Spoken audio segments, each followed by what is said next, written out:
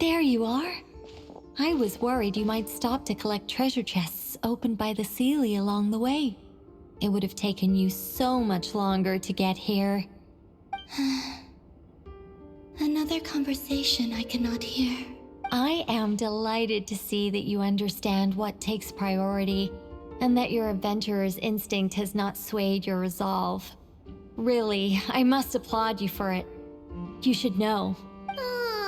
Paimon's head. Okay, I'll try and keep it short. My senses are telling me that this is where we shall find the entrance to the ruins. Oh, cool! Well, what are we waiting for? Let's open it up and see! Patience. This was a sanctuary of great importance to the Hyperboreans. A special process is required to open the gate. Oh! Like the place that housed the Eternal Moon's marrow? Okay, so what's the plan? Need us to do anything? And just the short version, if you can. Ah, all right then. I was planning to start with some background on the invention of these techniques. Are you sure you don't want to hear it? It's quite informative. Remember what you were saying about priorities? Fine. Simply put, we need 3 human representatives to successfully undergo a process of Kuvaki resonance. Think of it as a test from the 3 moon goddesses to see if the entrants are qualified, with the most recognizable qualification being Kuvaki. Pretty sure Lauma would ace that test. Oh, wait. But we need 3 people. I also have no doubt that the Moon Chanter would be qualified. But we would need 2 other people with the same constitution. Therefore, the most feasible method is not so much to follow the rules, but to figure out how the test functions and find a workaround. I've done some research, and it turns out the mechanism is rather crude. We'll simply need humans to stand before it who have sufficient Kuvaki energy within them. I'm with you so far. How do we get the Kuvaki in them? The easiest way would be transfusion. Take some Kuvaki from Nod-krai's soil, put it into the bloodstream, and get it circulating in the body. So we're going to cheat on the test? Precisely. There are other methods, but this is the simplest one. Cheating the system is much easier than trying to hide from it. Sorry? Does the idea of cheating upset you, Miss Lauma? No, that's not it. I suddenly had an idea. Ooh, what is it? It's about Moon Prayer Night. I figured out a way for Kuthar to join in the festivities. But as Paimon said, we need to have our priorities straight. Let's get back to the test. I'll follow up with Nefer on the festival arrangements. Oh, okay. Anyway, is this really the best method we have? A Kuvaki transfusion sounds dangerous, no matter how you slice it.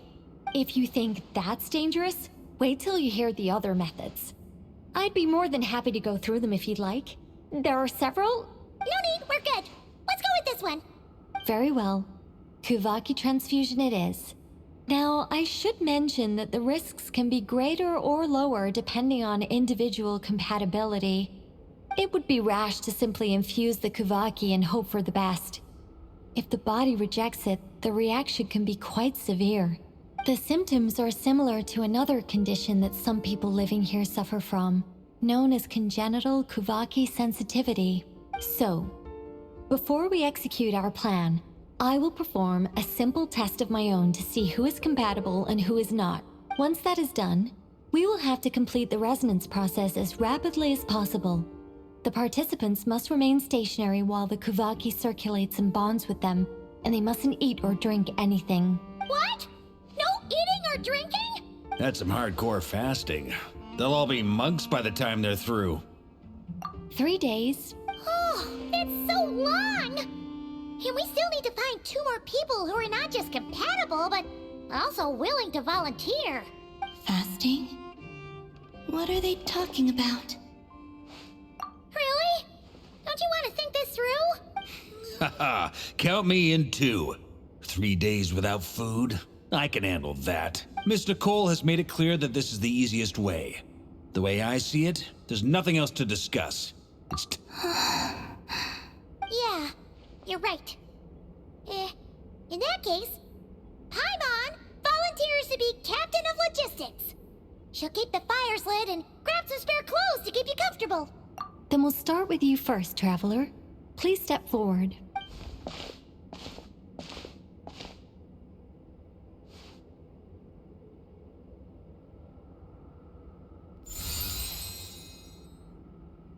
How's it going? Do you feel anything? How about now?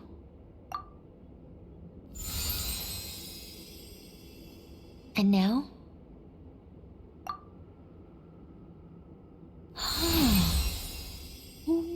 What about now?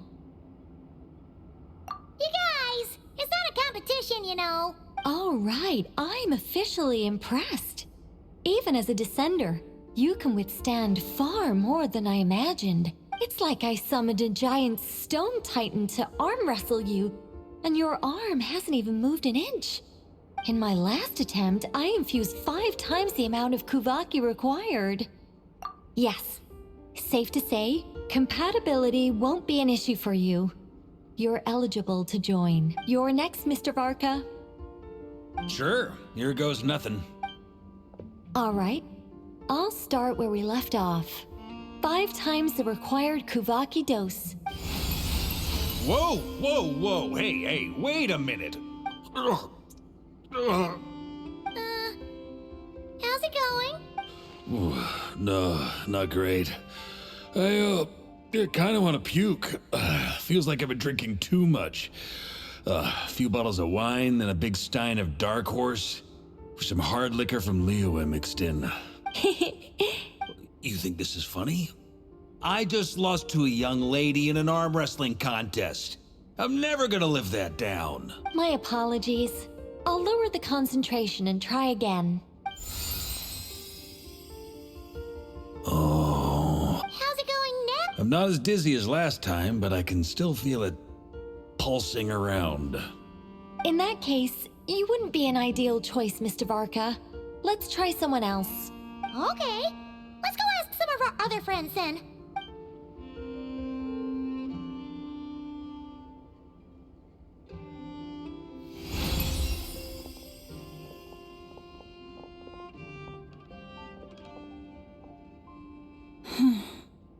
No surprises here, Miss Moonchanter. You're perfectly compatible. You may join.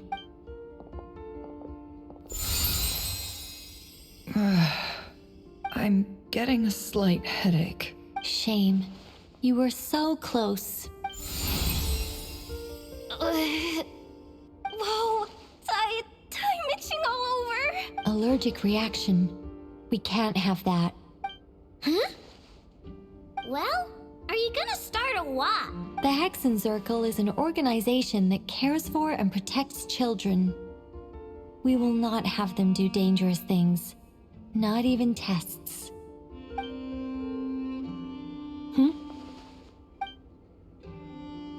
Is something the matter? The candidates have to be human. I guess that rules me out too. Huh. Everyone except the Moonchanter got beaten. Guess I don't need to feel so bad after all. I mean, looks like this isn't gonna be as easy as we thought. Perhaps I could ask for volunteers among the Frost Moon Scions. I'll see about talking to some trusted Lightkeeper colleagues. Itlua springs to mind. In fact, I think we had some former Frost Moon Scions join our ranks recently. Can you give me the scientific explanation for how the test works? I can probably make some kind of test bot. Then we can just zip through Nasha Town, going up to people and pressing a button to check their status. Wouldn't that be way easier? No. Wow, no elaboration for once. How about I contact the Knights of Favonia's garrison in the Wave Chaser plane? Shame that Lohan's already left. And that guy's even tougher than I am. Strange. The moon goddess is clearly revered by many people. So why is she on the brink of disappearing? She mentioned that the world has rejected her from the very beginning. And when we fought the Reikir of Salnari, it seemed like she exhausted her power for our sake. Also, Paimon's not sure revered is the right word for how people feel about her. Gratitude, certainly. For my part, anyway. It's basic reciprocity. She helped us, so she deserves our help in return. Yeah. Even though she looked like she didn't care, she still saved a ton of people, including me. A review of the relevant data leads me to conclude that Miss Columbina is a good person. Yep, you bet. They really think so? I'm super surprised that Columbina isn't her actual name, though. I think it really suits her. It's light and graceful and... yeah, just a really pretty name. I know, right? Unfortunately, that's not our decision to make. Columbina. That was the code name the Fatui gave me. But it also came up in the song I heard when I was born. But... is that really all there is to it? What do I truly think of my own name? Is there anyone left who will still call me by that name?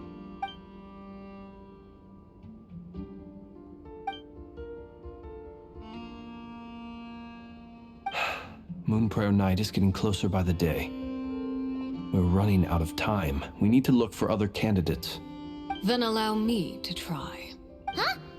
What are you doing here? You contacted your friends via the Adventurers Guild. Sandrone has been keeping an eye out for something like that, so she informed me. Since I have the ability to accommodate a moon marrow, I should prove to be a suitable candidate. Arlecchino. When can we begin? I see. We can begin right away.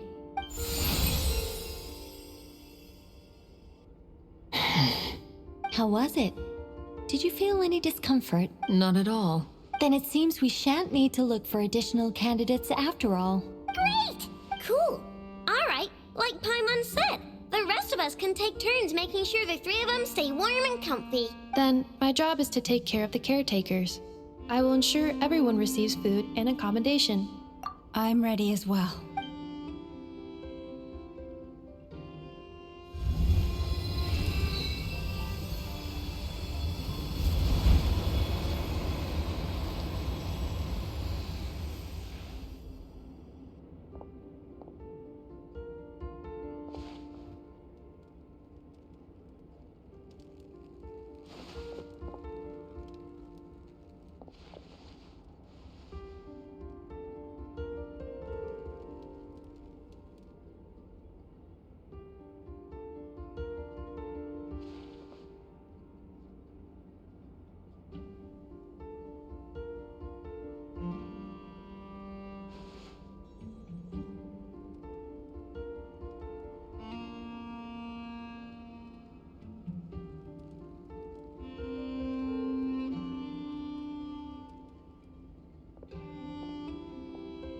The work is done.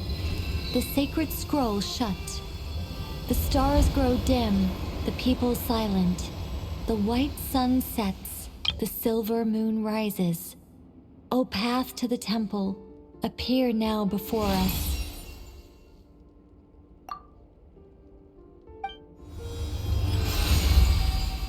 Wow! It really opened! So that's what all this is about.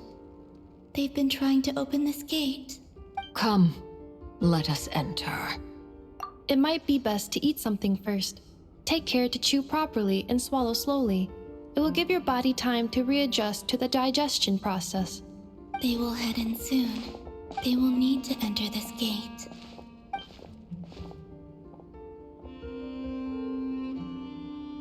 Huh? I cannot pass through. Is it because I have no physical body? It has been 3 days. My strength has all but completely faded. Can I really hold on until Moonprayer Night?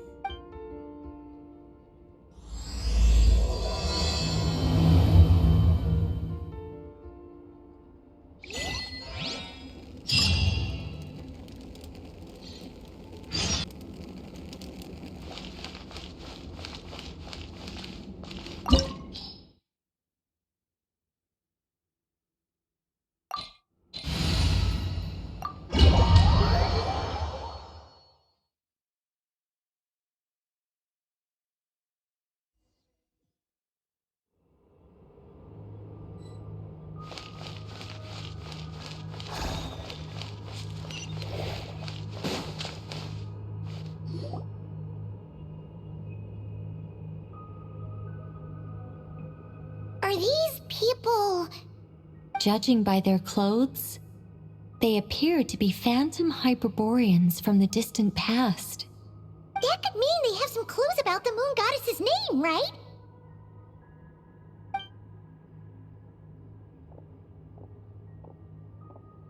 Hey there! Could you tell us what the moon goddess's name is?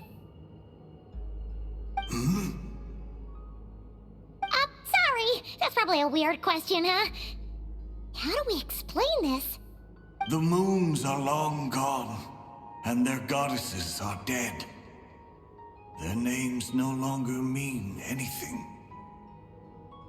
When a new moon goddess is born, we will surely know her name. We have used every last resource at our disposal. All that remains is to wait, patiently and quietly.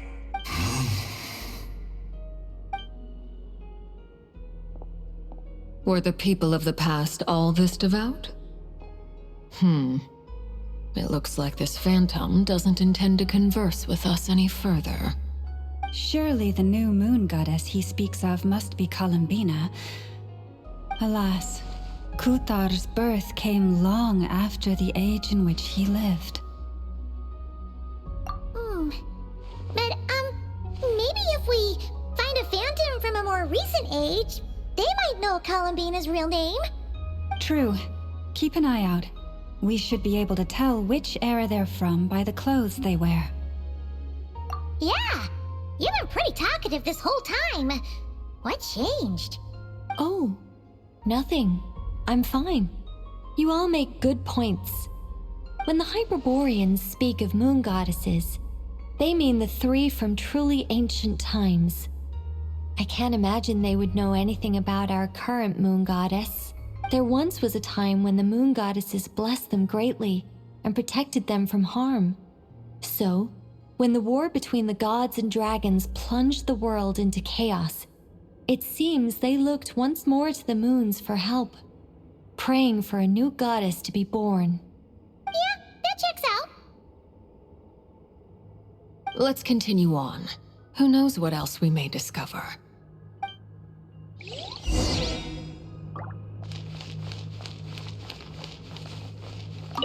When the moons rise again, we shall receive their protection once more. Even in the darkest hour, there is always a way out.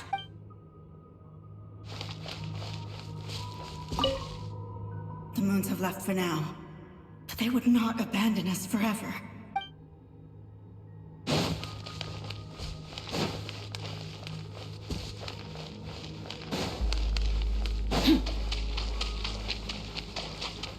There's a door blocking this path!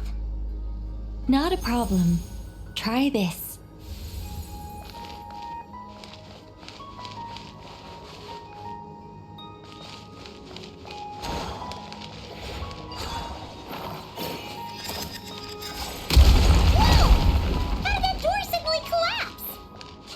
This device was maintaining the door's integrity.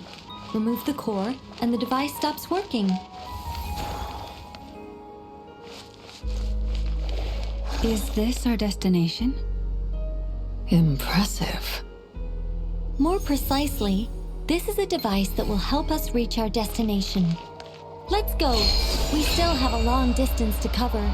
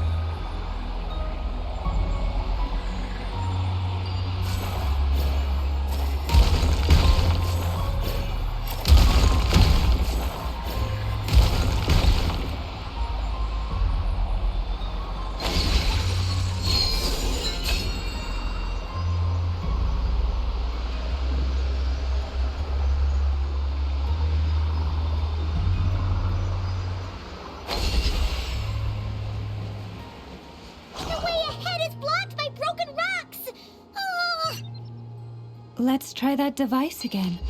Remember the door from earlier? So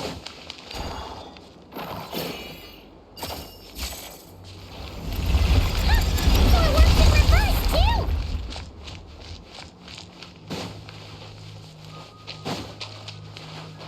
The humans we see are all phantoms, but the monsters are real. What a fascinating place. There'll be plenty of time to admire it later.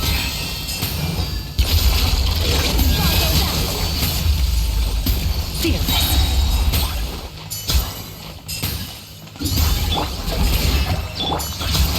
Busted.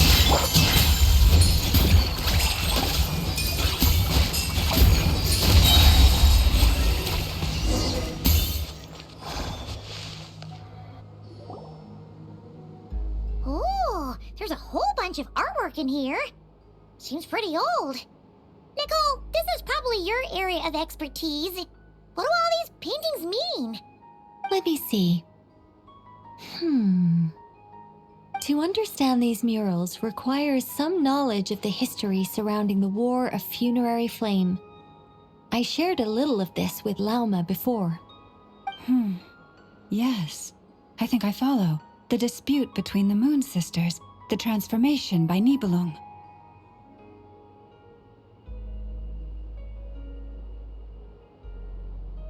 Oh no, it's no trouble. I'd be delighted to share the tale again. Alright then. Tevat's 3 moons and their goddesses were brought into being by the will of Nibelung, the then ruler of Tevat. But when the heavenly principles came, they changed the world completely, down to its very foundations.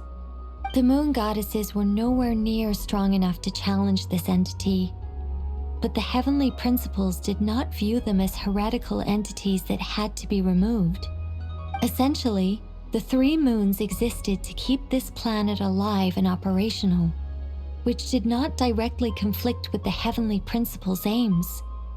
Nevertheless, the inherent precariousness of this arrangement would soon be revealed. Nibelung returned. Yes. He did, and thus began the War of Funerary Flame, a battle for dominance between Nibelung and the heavenly principles. Discord would soon emerge between the 3 moon sisters. One would voice the opinion that they should follow Nibelung, for it was he who first hung the moons in the sky. Another would argue that taking sides in the conflict would only bring the world closer to ruin.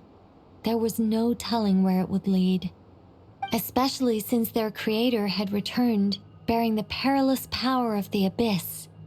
Nibelung would eventually discover their disloyalty. He had all 3 imprisoned before transforming the moons into weapons with which to fight against the heavenly principles. What? Weapons? Yes, the very moons that had once defended the planet became instruments of death and destruction, striking terror into the hearts of all living things. And although the heavenly principles and the 3 moon sisters had once been at peace, it now seemed that the moons posed an unacceptable threat to Tevat. It is possible that the heavenly principles did not know of the goddess's imprisonment. If so, the weaponization of the moons would surely have been viewed as an intentional breach of the peace agreement. Regardless of who knew what, when, the heavenly principles shattered 2 moons and flung the other beyond the skies.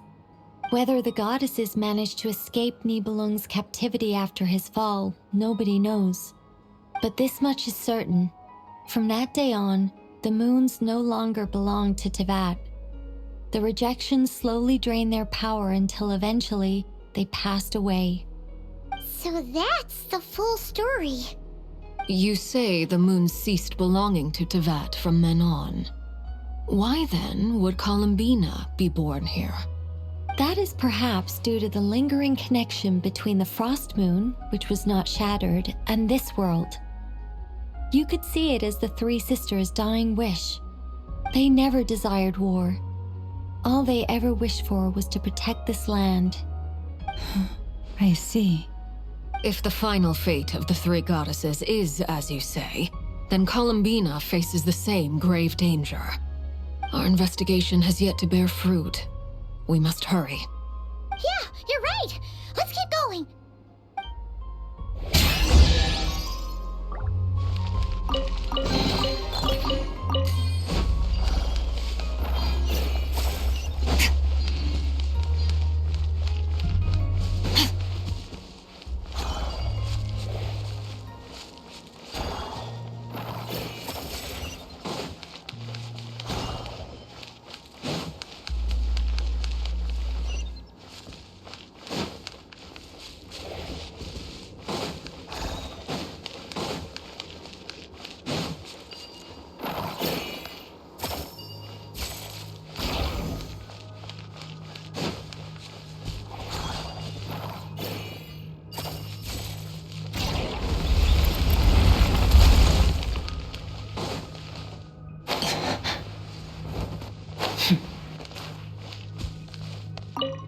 Should we trust him to keep his promise? We have to.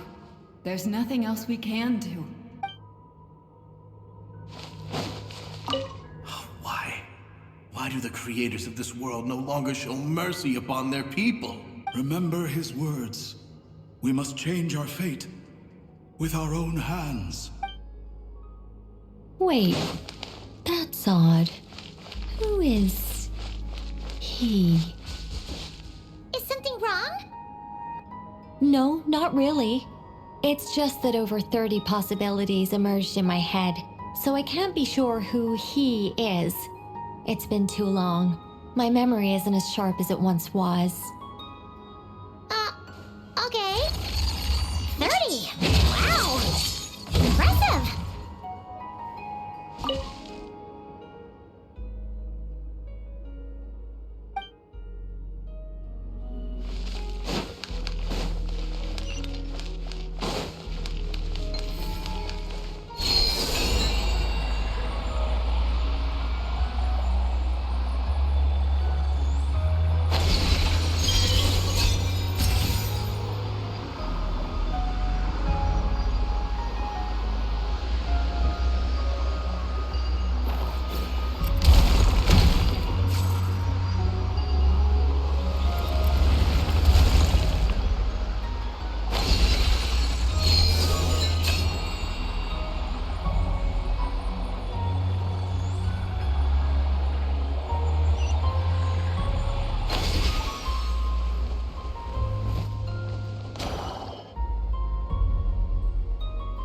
We're finally here!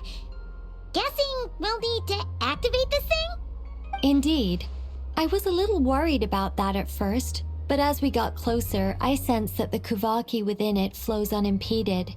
It should be functioning normally. The only issue is how to activate it. It's looking a little worse for wear. What about the cores from some of the other devices we've seen? Can we repair it using those? In all likelihood, yes. I imagine that would have been the Hyperborean's backup plan. Let's look for some cores.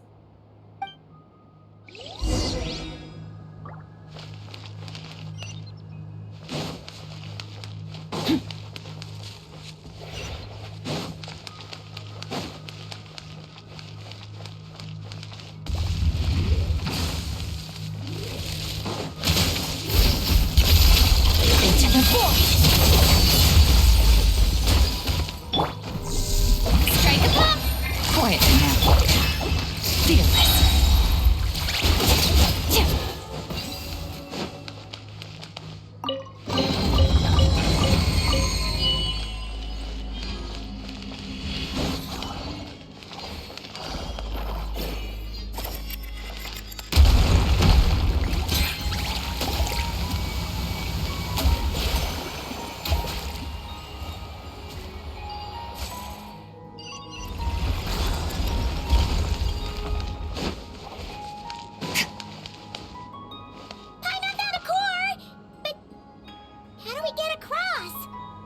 Walk up, then jump down.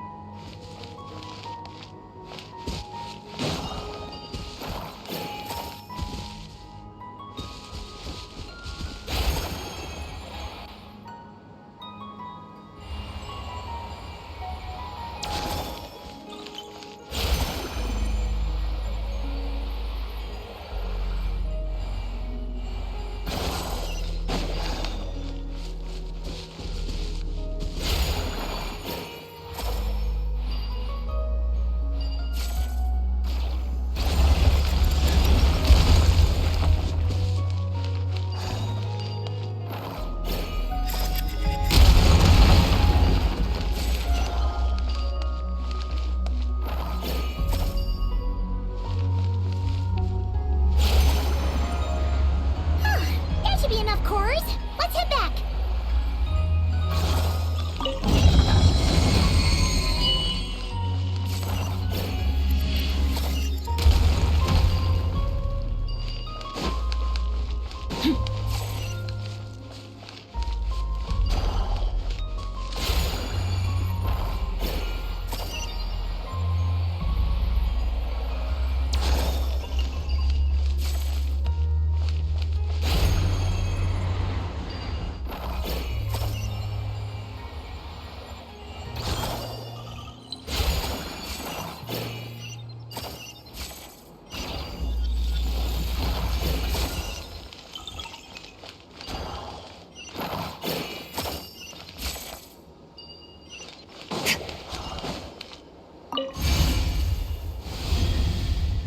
The device is up and running.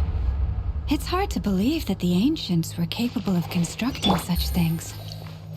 Paimon sees our destination! It's right up ahead! Yes, let's go.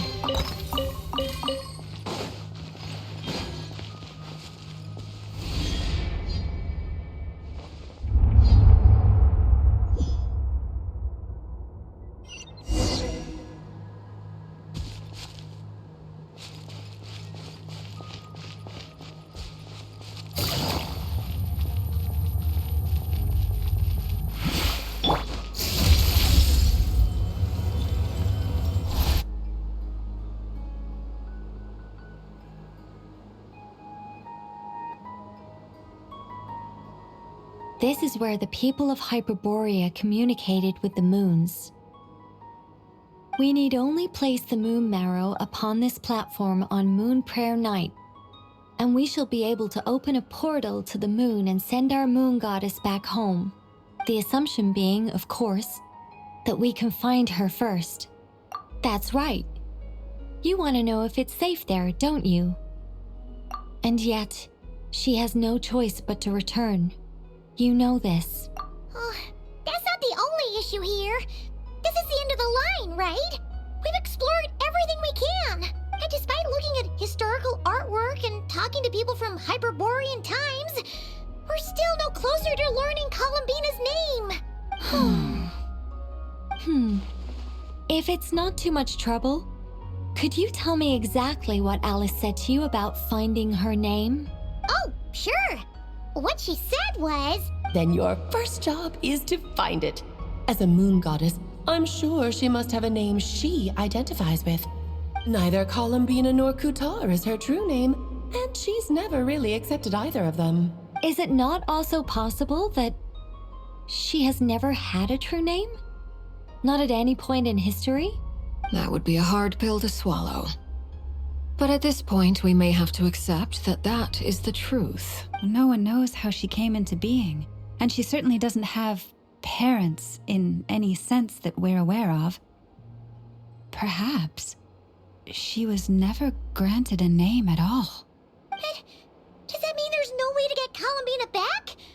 She's just gonna disappear and there's nothing we can do about it? Huh? Wait, why all this pessimism? Was it the way I phrased this question? You all seem to be taking this in completely the wrong way. Well, just because she's never had a real name in the past doesn't mean she can't have one now. What? Think about what Alice said again. She never once said that you'd have to find a new name, did she? Are you saying what I think you're saying? Yes. Names are anchors that connect us to the world. If she doesn't have one already, then all we have to do is create one, no? It's like... yes. Traveler, when you first arrived in Teyvat, do you think you would have turned around if someone behind you shouted, "Hey, Hermione"? But what about now? I understand what you mean. Life is a long journey. Even the friends and family by our side can change over time. When people call you by different names, what matters isn't so much the words themselves, but what they symbolize. And of course, whether that resonates with you. Ether. So, Close your eyes and picture the moon goddess in your mind. If you were to call out to her in this moment, what would you say? Columbina. Columbina. Paimon would call her Columbina too. Well, she has long forsaken everything that Kuthar represents. I think from now on I should call her Columbina too. Well, it sounds to me like you found your answer. Are you sure? Is it really that simple? We haven't found her this whole time, and not for lack of trying. For a journey like this, the process is every bit as important as the outcome. Had you not searched far and wide, rejecting every other answer you were offered? How could you have come to an answer you felt was finally correct? Oh, it all makes sense now.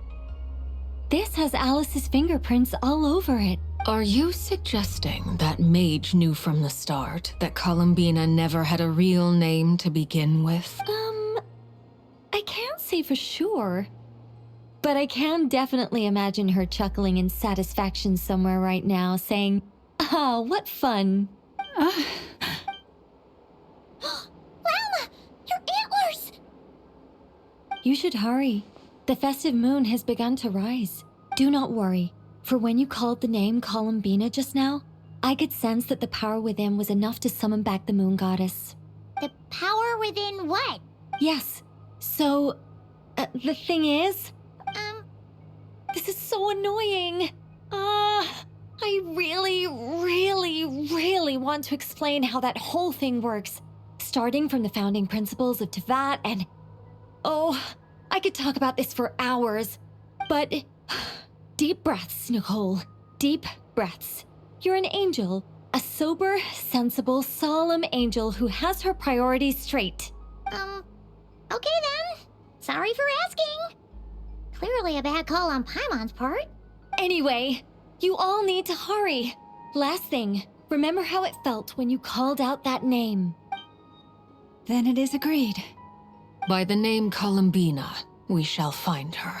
Then we'll throw her the best Moonpara Night party ever! And at last, we will send her home.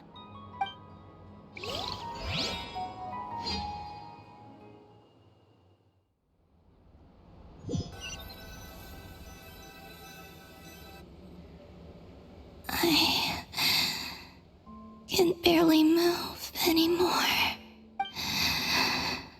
My consciousness is fading away. Have they come back out? I'd love to see them one more time.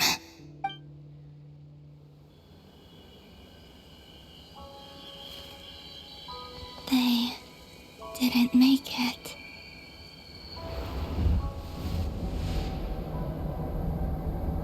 Could you tell me your name? My name is... Columbina!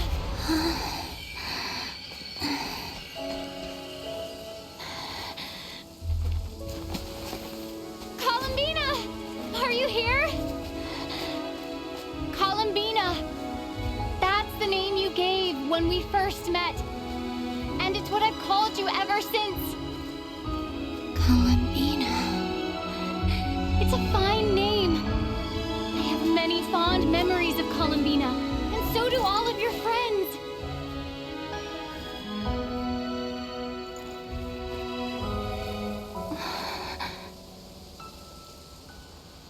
If you like this name,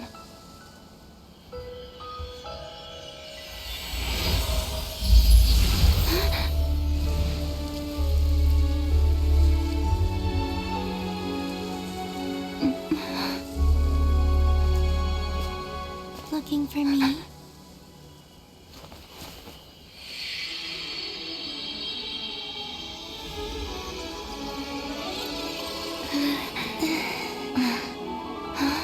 I like it. You can carry on using it. My name is Columbina Hyposelenia.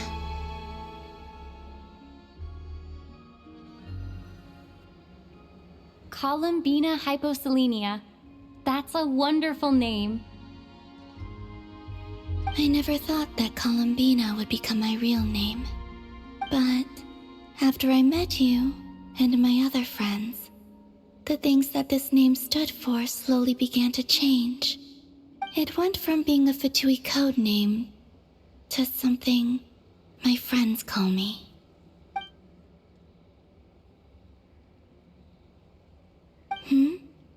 What is it?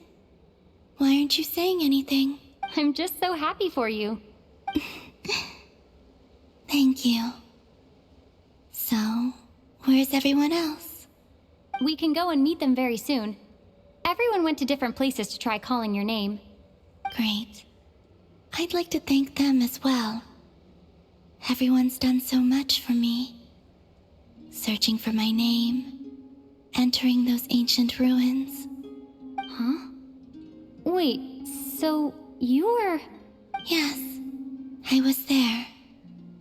Not physically, but my consciousness was still holding on. I followed you the whole way. Starting from when? You turned around and called out my name while you were in Nasha Town. Do you remember?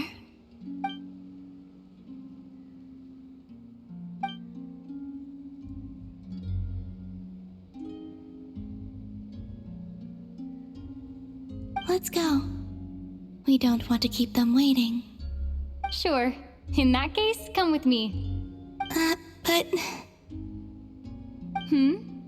Before that, could you call my name one more time?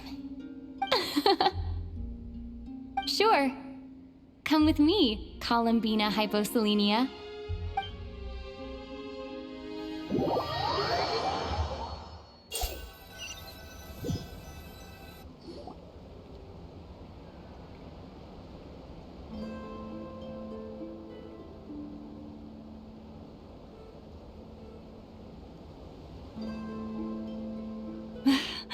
Columbina! Oh, this truly is wonderful. Llama, I can't breathe. Ha ha! Just in time for Moon Prayer Night. It's good to have you back, Miss Columbina. Yeah, we were worried sick. Thank you, my friends. With your help, I now have a name that belongs to me. Columbina hyposelenia. Where's the second half from? You added it yourself? That's right. It means... Born beneath the moon. Yes. And by extension, it can also mean born beneath this world. A fine name. Now, as much as it pains me to interrupt this beautiful reunion, I feel obliged to remind you that the Moon Prayer Night celebrations in Nasha Town have already begun. Don't you want to enjoy the festivities? There's so much to see and do. And some of the ambient lighting and entertainments were sponsored by the kind souls in the Hexen Circle. Nicole? Why have you turned into Dodoko? So you're Miss Nicole. Thank you for helping us, and for helping me find my name. It's nice to finally hear your voice. You're quite welcome. Guiding lost people to hidden treasure is what we Seelie do. And if you ask me, spiritual treasures are far more precious than material ones. Chests are all well and good, but this was what it's all about. Ah, so satisfying. Anyway, I had to go help Alice. It seems like she ran into some trouble. That's why I couldn't be here in person. But don't worry, we're with you in spirit. We'll be celebrating right along with you. Keep an eye out for the Hexen Circle's festive stalls in Nasha Town. I think you'll like what we came up with. Alice said she even managed to rope B in this time. The Frost Moon Scions have also prepared various attractions. I believe Aino, Ineffa, and their crew are setting things up as we speak. On that note, Nefer, about that request I made. It's all in hand. Yehoda is on site to ensure that everything goes off without a hitch. Wonderful. In that case, Traveler? Huh? Come on, Columbina. It's time to celebrate the best Moon Prayer Night ever.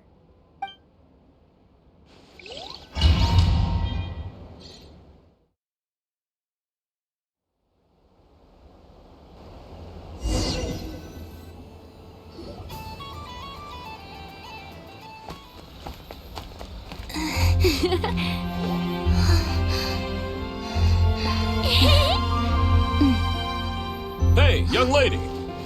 Would you like some Moon Prayer Night candy? Happy Moon Prayer Night. Oh, yeah. I almost forgot to say. Welcome home, Moon Goddess.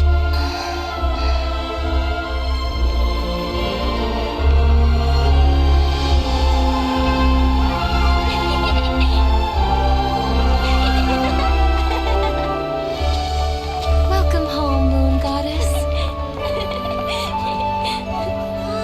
Welcome home, Moon Goddess. Welcome home, Moon Goddess. Turning Nashitown into her home is a festive gift. A rather brilliant idea. Perhaps this is what Nod-krai, Columbina's home, should have been like all along.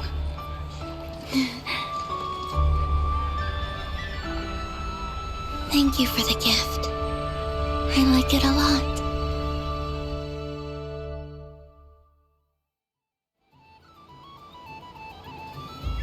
This feels like the surprise of my life.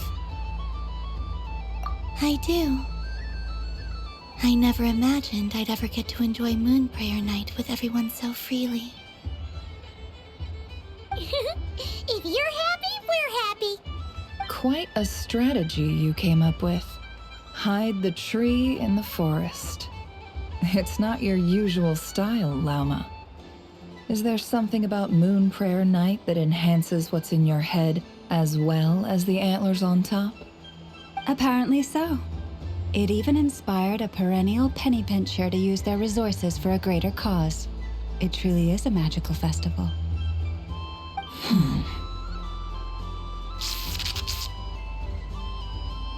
I see it now. This bickering is actually a sign of a strong relationship. Huh?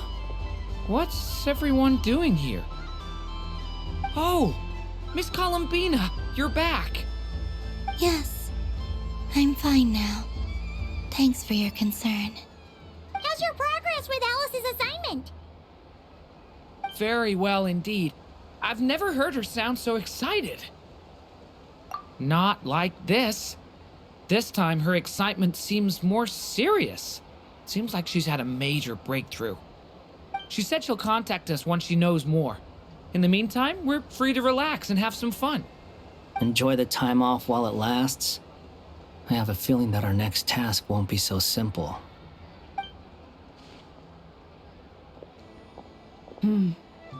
I should go. I still have a few things to attend to at the Frost Moon Scion stall. And I think I'll take a look around. With any luck, this once-in-a-year festival will come with once-in-a-year opportunities. Hold up a second. Where's Varka? I believe he made a beeline for the flagship the moment he entered Nashitown. Ah, that's Mondstadters for you. They know what they want when festivals roll around. Goodbye for now, Columbina. I hope you have a wonderful night. I will.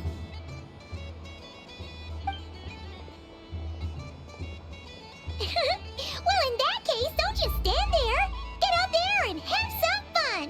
You'll definitely get a warm welcome at every stall. Oh, also, take this map with you. It's a guide to the festival.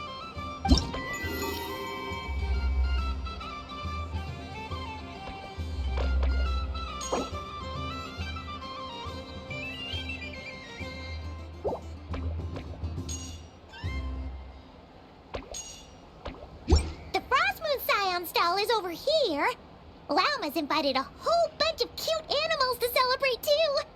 Over there is the Hexencircle section. Alice seemed more excited than anyone about this festival, so she insisted on making it a grand affair. Oh, and then there's the Nashitown local specialties, including... Actually, forget that. Better if you go check them out for yourself. Thank you. It looks like a lot of fun.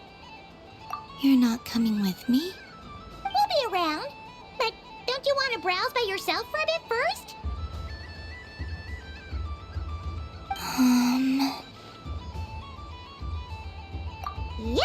If you find something you like and want to try it out together, just give us a shout. We'll be right with you. Otherwise, just relax and enjoy yourself. There's so much on offer, so try to experience as much as you can. And don't forget to stuff yourself with all the delicious festival food!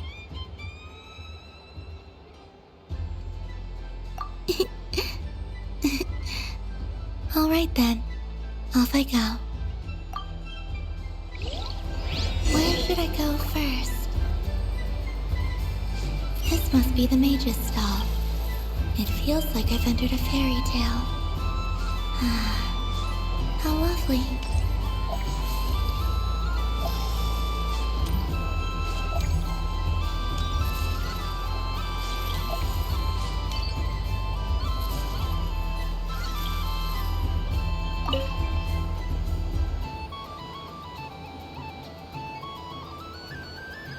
I wouldn't say it's unfair, exactly.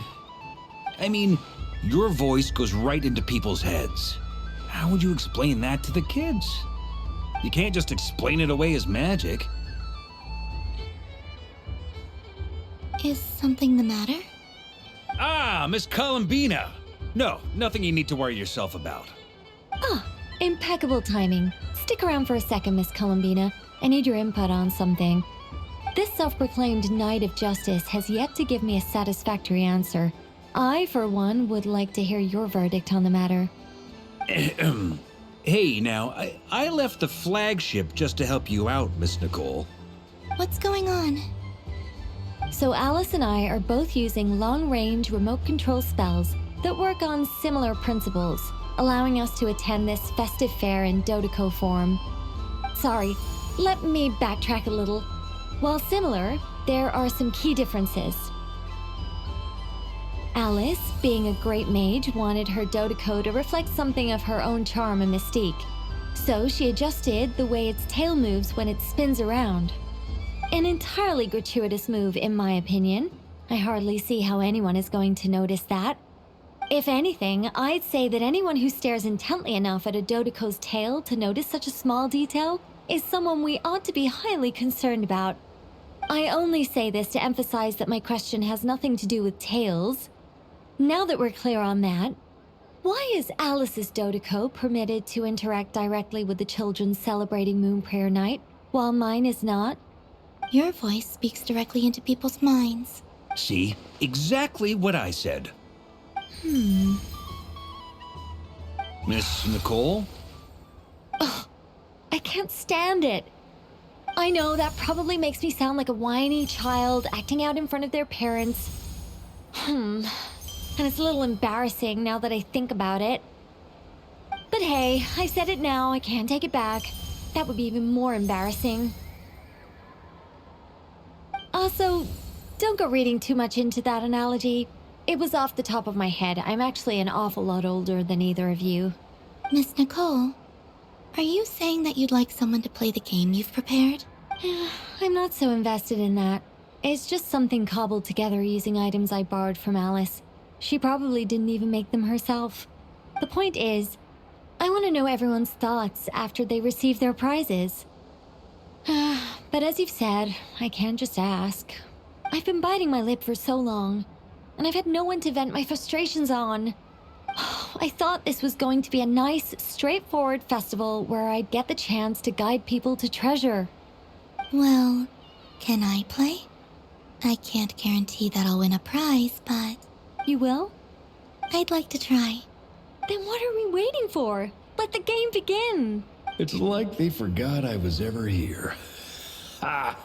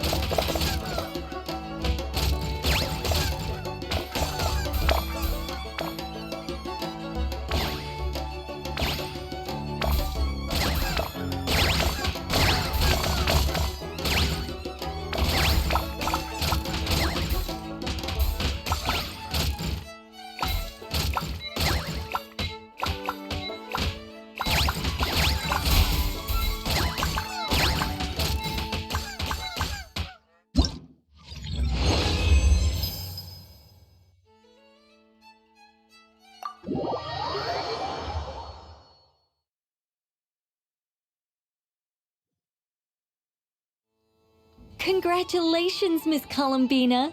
With your great wisdom, you have overcome every obstacle in your path and conquered the great challenge posed to you by fate. Fate? Well, something to that effect. If you'd prefer something more poetic, it could be the icy winds or the dawn.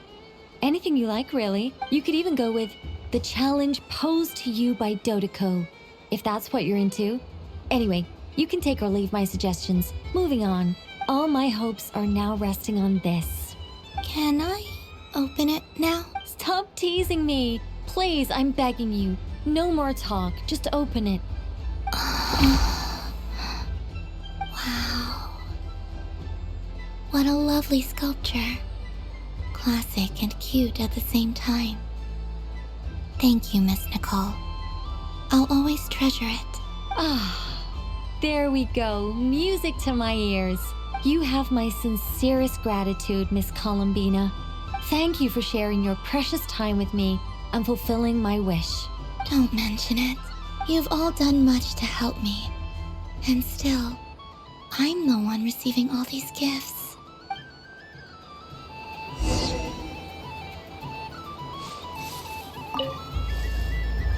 A soft and furry creature that bounces and jumps. Welcome home, Moon Goddess. This one talks too. Allow me to introduce myself. I am a Dodeko from a distant archipelago, the most mischievous of all my Dodo brothers and Dodo sisters.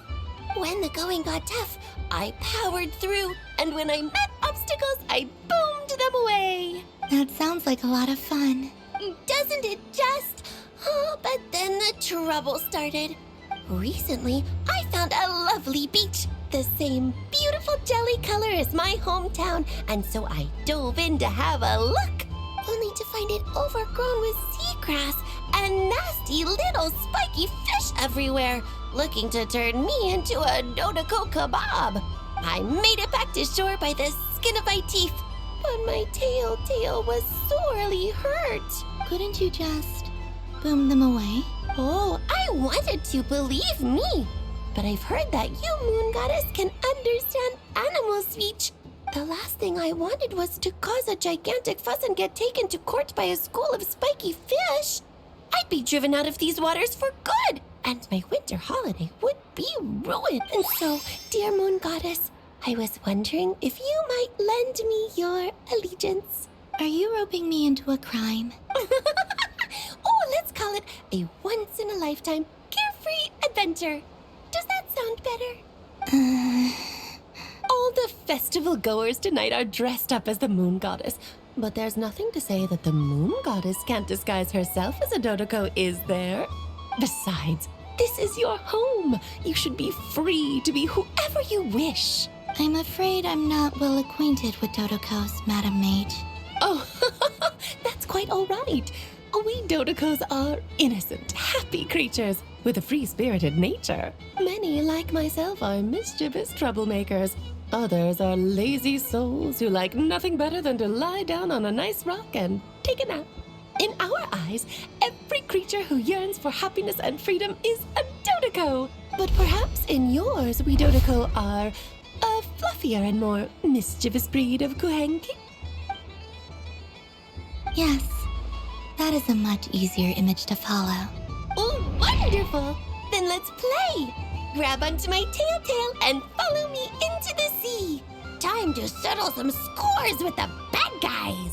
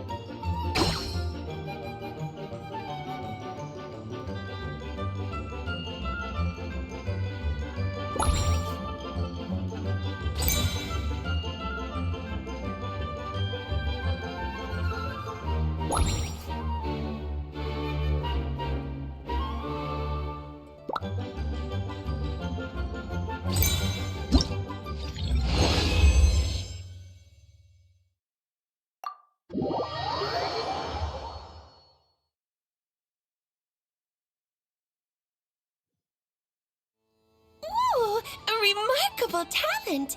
So, what do you make of it? The use of Jumpy Dumpties doesn't come as naturally to me as Kuvaki. But their unpredictability makes it fun. I think they call this... novelty? Indeed! And how did it feel blowing those pesky nuisances away? Not bad. Any guilt? What do you mean? Oh, wonderful! Lovely answers to all 3 questions. You've passed the safety test. Now I can give this special bomb to you as a souvenir. Remember, if you find any meanies living on the moon, you can use this to boom them into oblivion. I will.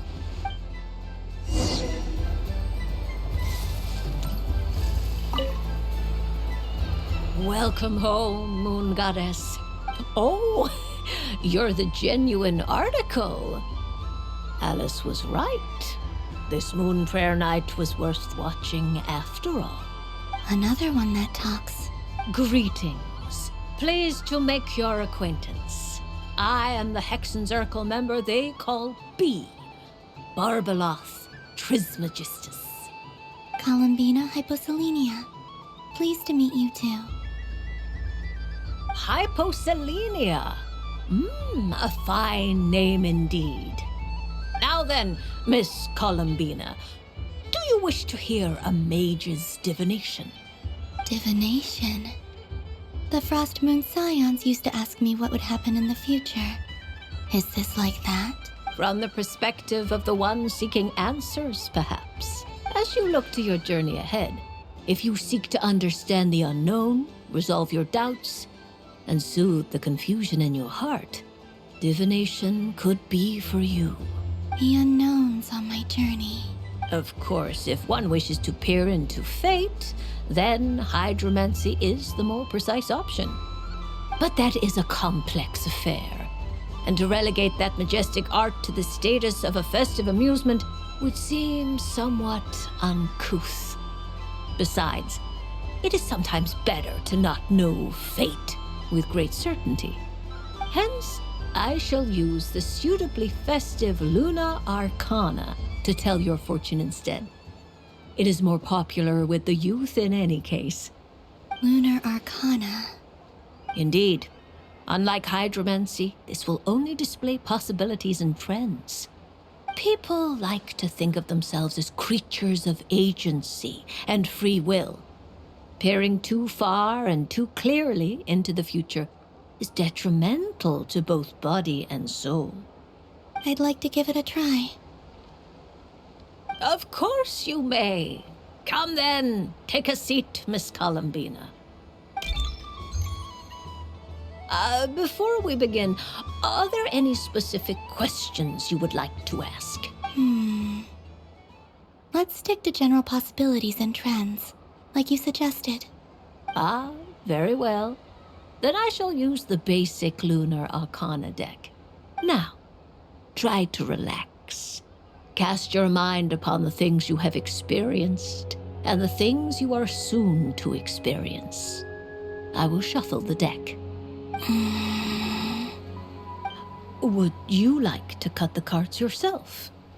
You do it. No problem. Now then, to make things easier for the Seeker, that is to say, you, I shall decipher the cards from your perspective.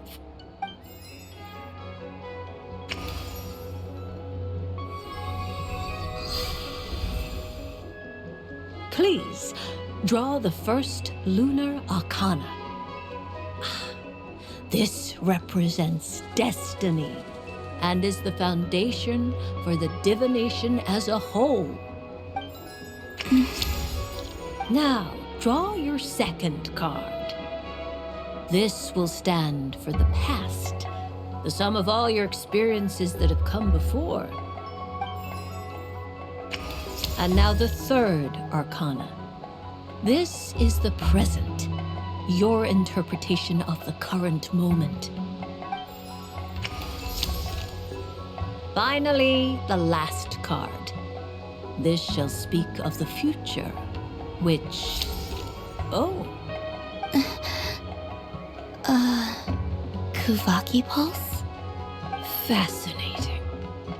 I've never encountered this before in my role as a diviner. Something has exerted an influence upon this card, causing it to leave its designated position. What do you make of this, Miss Columbina? Perhaps this is the guiding hand of fate in action. Of course, if you wish, you can choose to deny the validity of this card and draw the future for yourself. No, it's fine. Let's go with this one. A bold decision. I must say I'm looking forward to the results. Well then, let us flip the lunar arcana in sequence and see what emerges. Sure. First, destiny. No surprises here. The card that represents yours is the moon. The moon. Indeed. The moon can represent the truth at some times, but deception at others. False peace, destructive calamity, and the world-changing power that lies within. When the moon is placed on the destiny tile, it indicates that your destiny is not what it may appear on the surface. Instead, it may yet have a hidden side. It symbolizes a journey through the fog, fraught with uncertainty and deception, where one must face inner challenges head-on. I don't understand. Patience, my dear. This is but the first card, which serves as a basis for the interpretations that follow. Our divination will only grow clearer from here on out. Now then, flip the second card, the one that speaks for the past. The Hermit, but inverted. Inverted? Yes.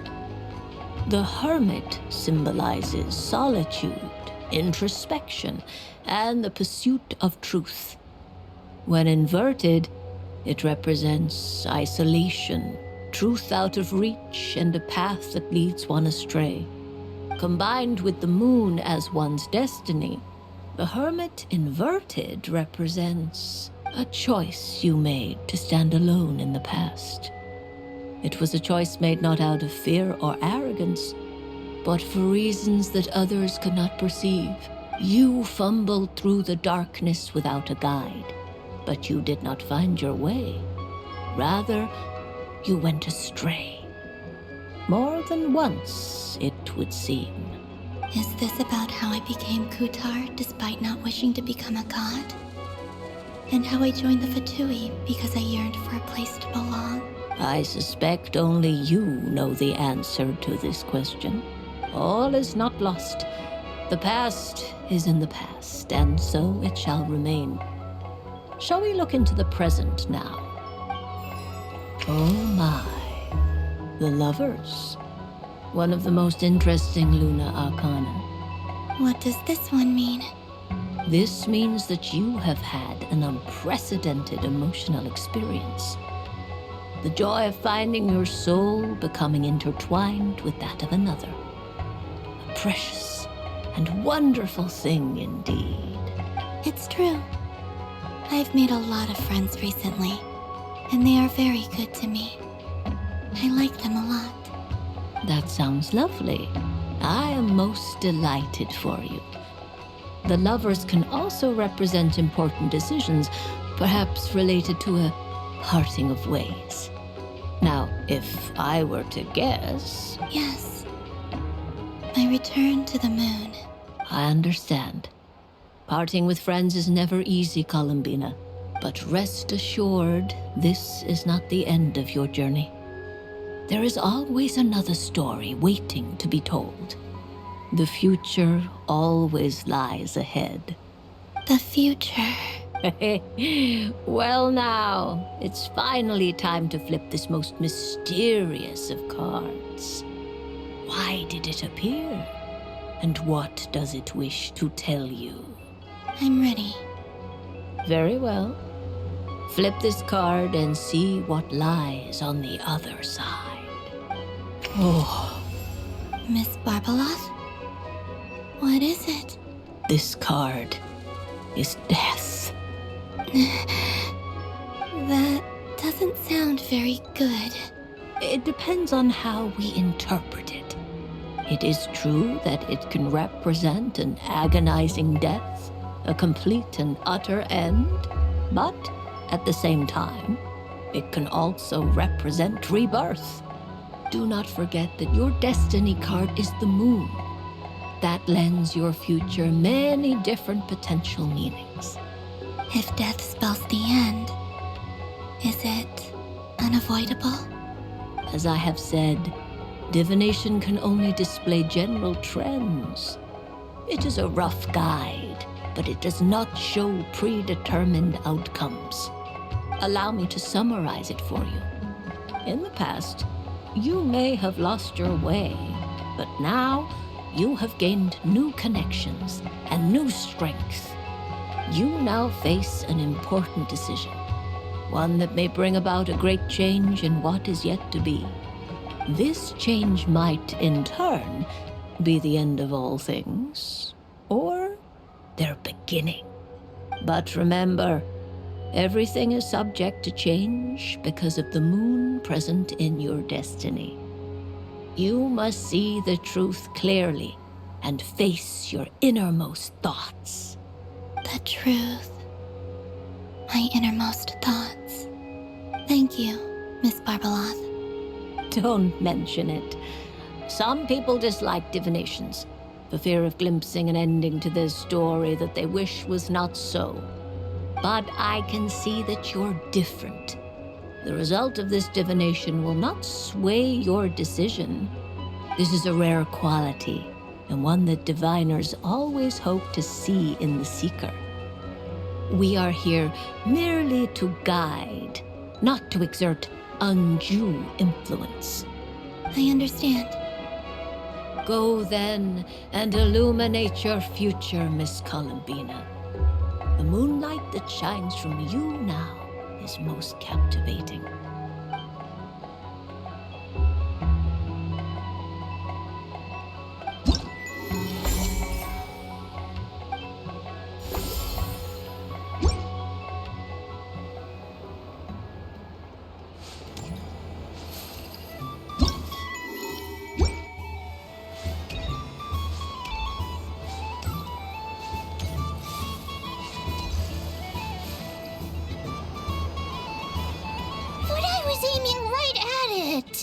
Aw, what a pity. I saw it with my own eyes. You were so close. So very close. That's not true. It dodged out of the way right as I was about to snag it.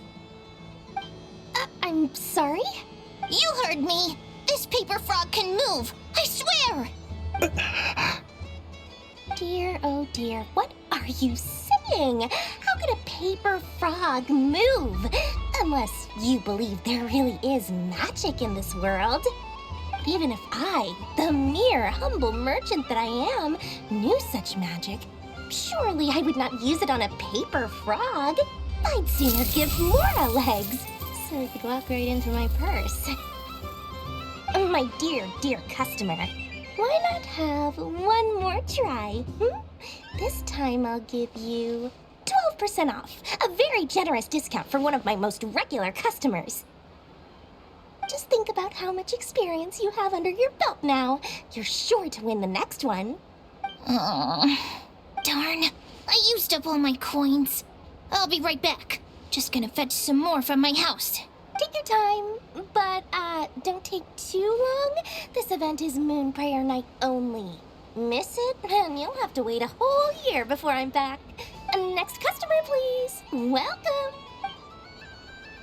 Hello. Whoa, what's this big one doing over here? How do I tell my employees not to go running around this time? Shooting them a glance won't work. I haven't known them long enough. Dory? Why, hello there, Miss Columbina. Would you like to play my ring toss game? The rules are very simple, and it's easy to get the hang of. How much for a round? Oh, first time's free. Not a single mora.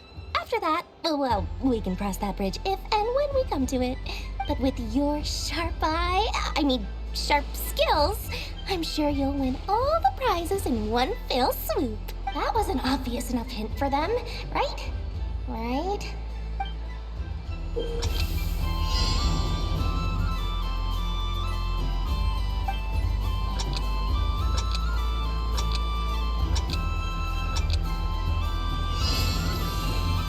Here comes the ring! Oh, peanuts.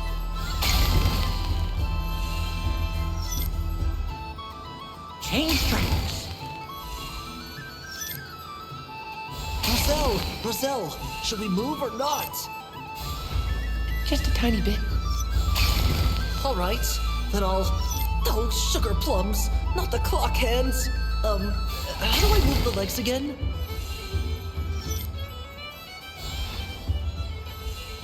Stop it! Stop dodging!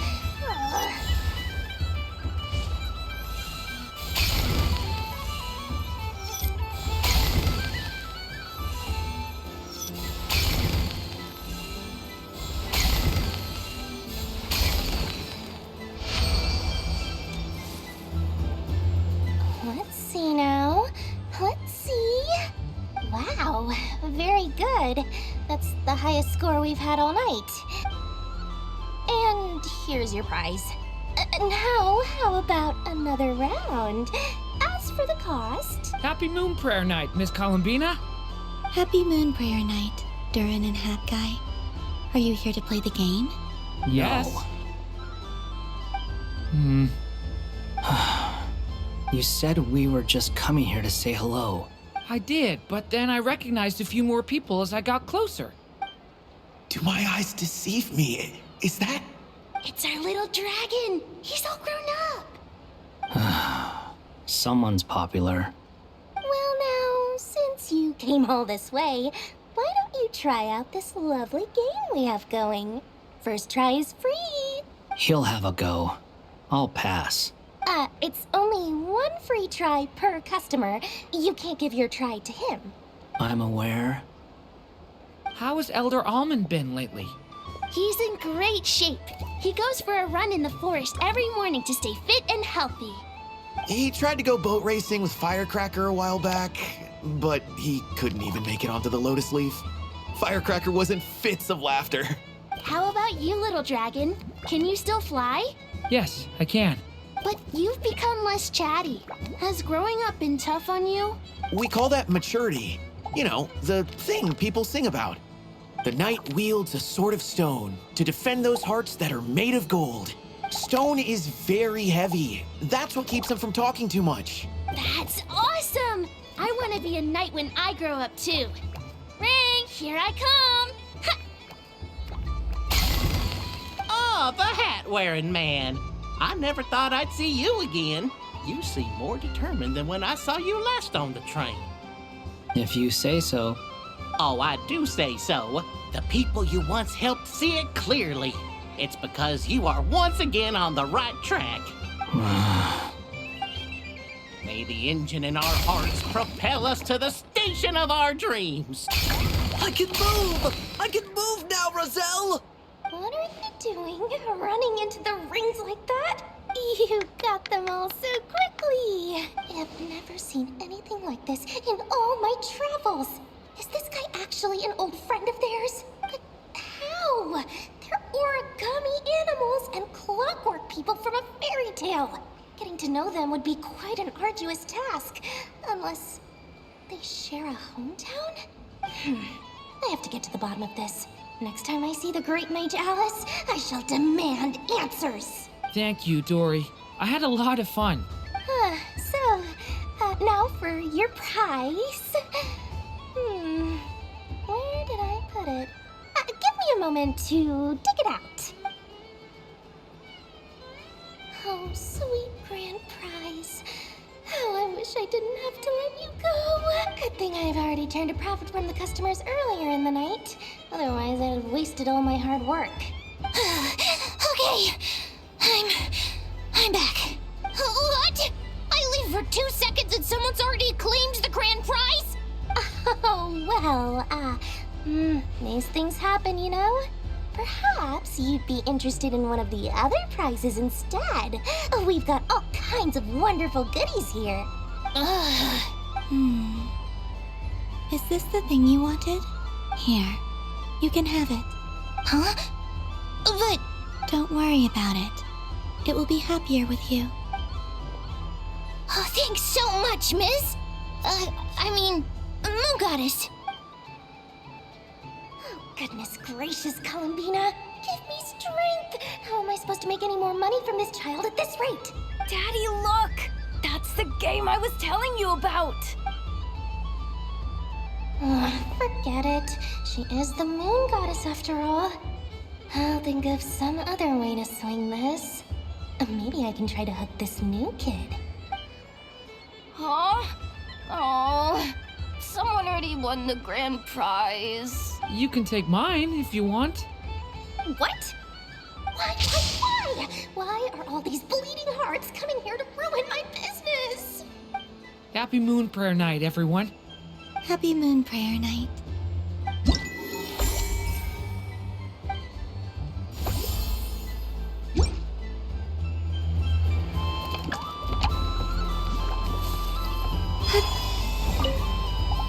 Done being a... Thanks for coming here with me, Hat Guy.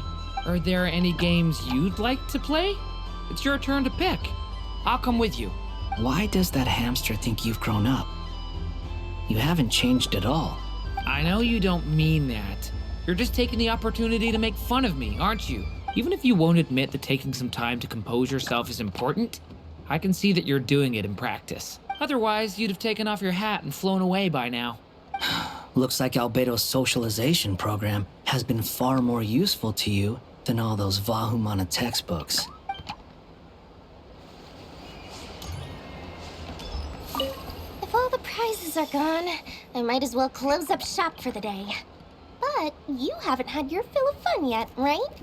So the next time a customer shows up, you're going to have to run faster, all right? And remember, run out of the rings, not into them.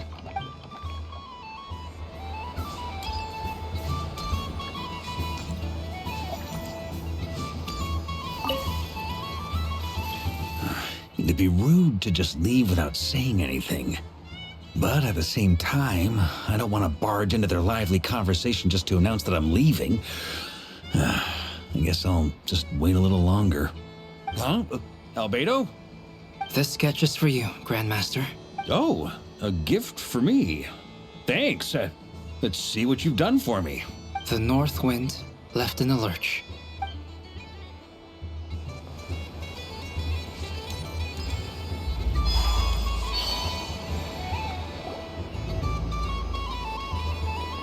Dodoco's Whirligig!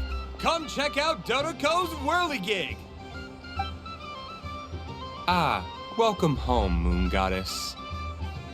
Might I ask what this is?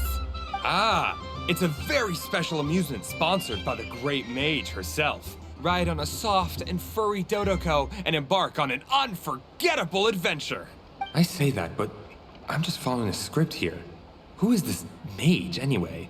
And what the heck is a Dodoko? I'd like to ride. No problem.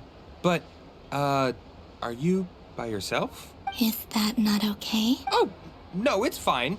It's just that each Dodoko can accommodate 2 passengers. Would you like to bring a friend along? My friend... That should do it. Now, we just need to get everyone else to draw something on it too. But we gotta keep it a secret from Columbina. Traveler. I want to go on that ride. Will you join me? Let's go then. Don't worry. Paimon will do the rounds. You go have fun. All right. I think we have to wait in line over there. Please take your seats. For safety reasons, you mustn't try to leave the ride before it comes to a complete stop. All right, you're all set. I wish you both a wonderful journey.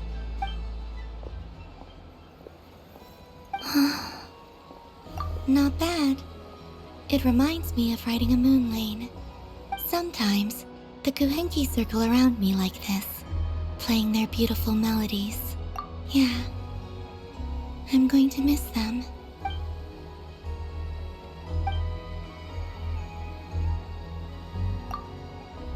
It does.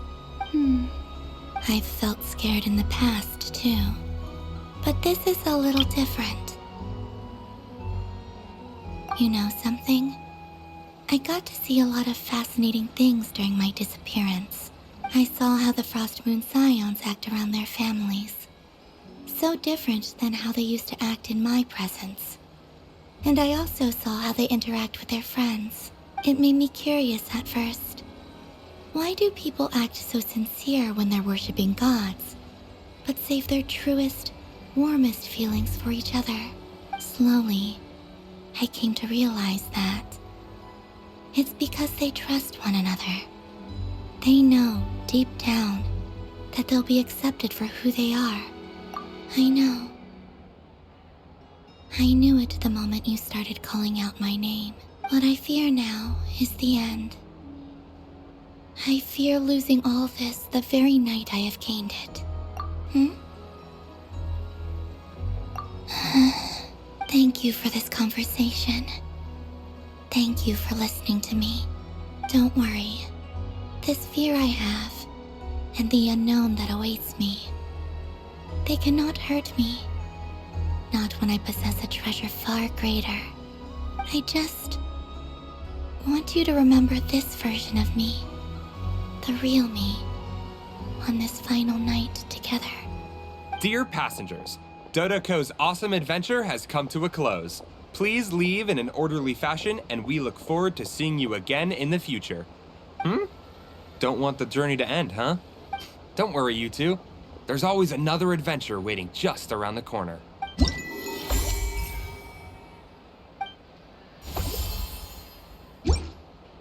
So this is the Frost Moon Scions area. It feels very familiar.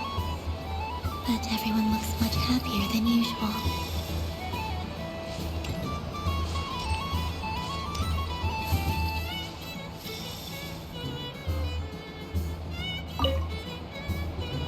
If this were any other day, I'm sure it would make for a great photo opportunity. But Moon Prayer Night has rendered my antlers uncomfortably large. Doesn't it look like this rhyme-horned deer has 2 sets of antlers?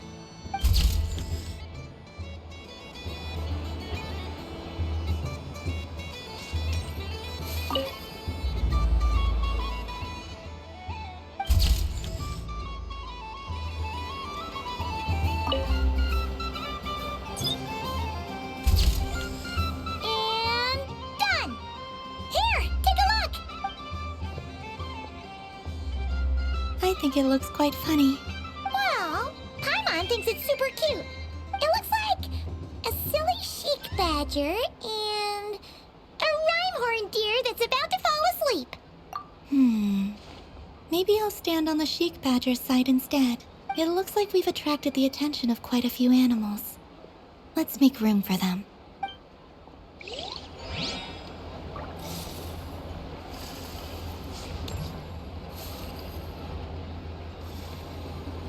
Wow, the Frost Moon Scion stall looks kind of plain, but it's pretty cool once you get into it.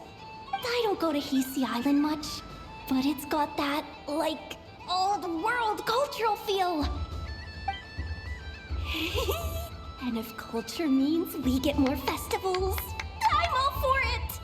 Hello, Yehoda. Columbine!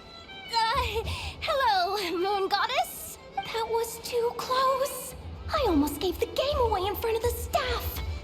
Oh, wait, what's the deal with her shoes? They don't make a sound when she walks. I could do with a pair of those. Do you like balloons too? Balloons? Oh, you mean those? What's so fun about balloons? I'm not a kid anymore. They're probably more up Aino's alley. Yes. The animals seem very curious about these strange flying objects. I was drawn here by their voices. I recently learned a fun new game you can play with balloons, so I decided to come and give it a try. A new game? Hello. Welcome home, Moon Goddess. Here to buy some balloons? Yes. Could you give me a few that haven't been inflated yet? Are you sure? I guess it's not a problem, but... Yes, please. Thank you. Uninflated balloons? But those are just little rubber pouches. What does she want with those? Would you like to play the balloon game, Yehoda? Huh? Sure. I guess. How do you play it? Wait here a moment. Oh. This is so weird. What have I got myself into now? I thought I saw Columbina nearby. Uh-oh! That's the fourth Harbinger! Although she's helped us out quite a bit, she's good people, right? Is she looking for Columbina? Oh, guess that's my ticket out of here. I'm not sure my heart can take being sandwiched between two Harbingers. Which stall is she checking out? Oh, it's that other Frost Moon Scion's one. Try on the headgear, see what it's like having antlers or animal ears for a day. I wouldn't be caught dead wearing that stuff. So embarrassing. I have enough gear to carry as it is. Wait, what? She put it on? How peculiar. This would take some getting used to. I wonder if this is what it's like for Lynette. It really suits you, ma'am. What is this? She was so intimidating a moment ago, but now, dang, she's really rocking those ears. How does she make them look so cool? I suppose I may as well keep them on for now. All part of the festive experience. She's coming this way. How do you do, Miss Yehoda? Oh, jeez. Don't talk to me while wearing that thing. Where am I supposed to look? Oh, hey there. I'm looking for Columbina. Have you seen her? She... Wait, is that what she meant by balloon game?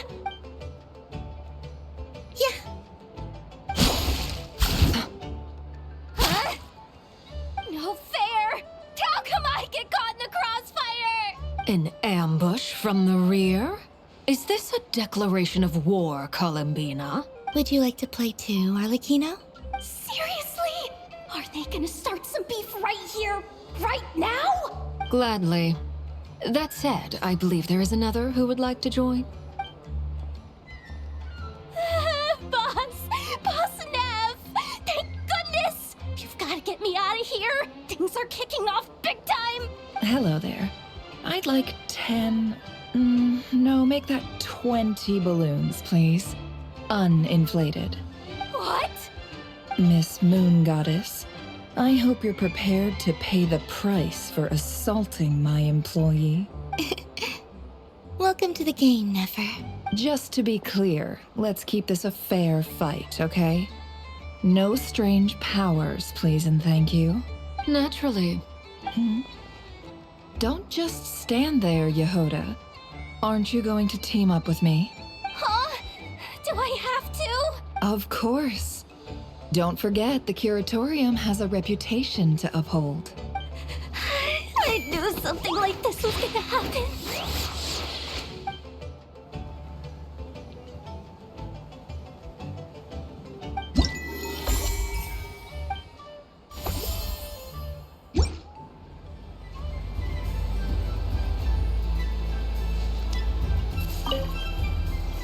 I've seen Linny and the other children play this game before.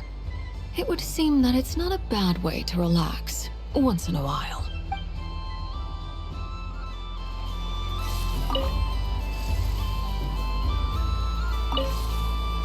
I've seen...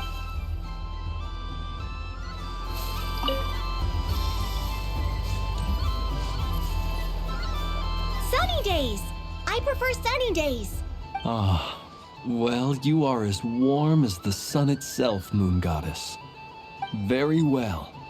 I believe your spirit animal has to be this most adorable chic badger. Wow!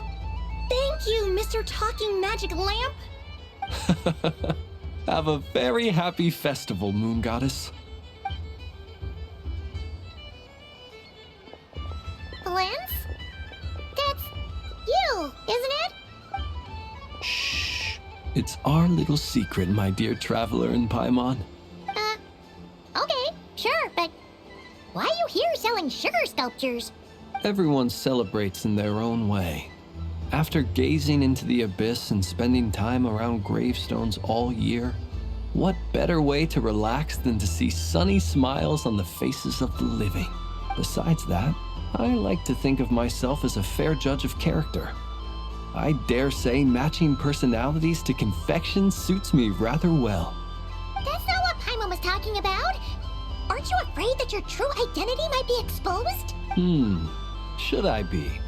There is all manner of magic in the air this moon prayer night, thanks to the work of the great mages. I see Miss Columbina is hiding in plain sight.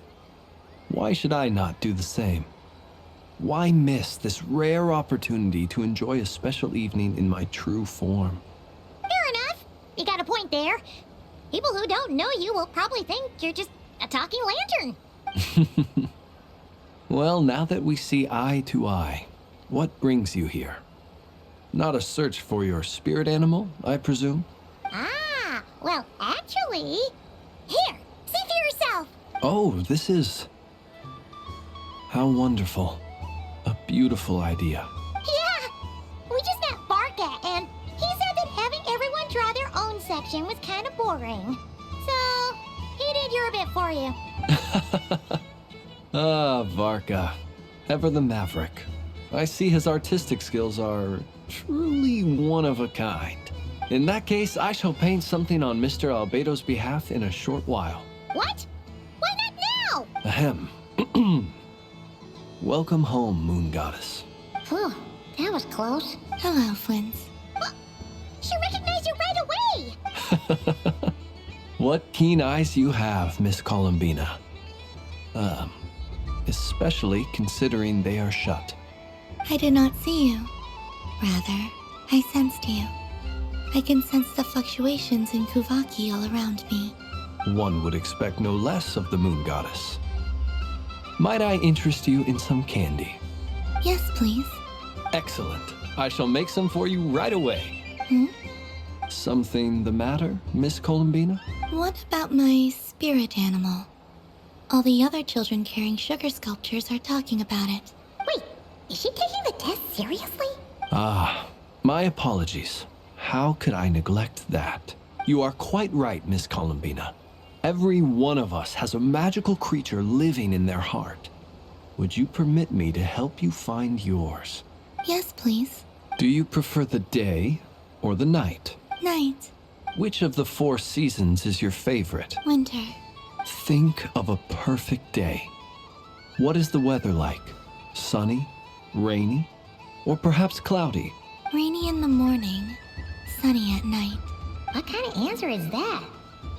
Forests, lakes, and open seas. Which do you prefer of these? I like them all. Imagine you opened your very own shop. What would you sell there? Moonlight, I think. Wow! Paimon would totally shop there. It wouldn't cost anything. You'd just need to visit. Aha!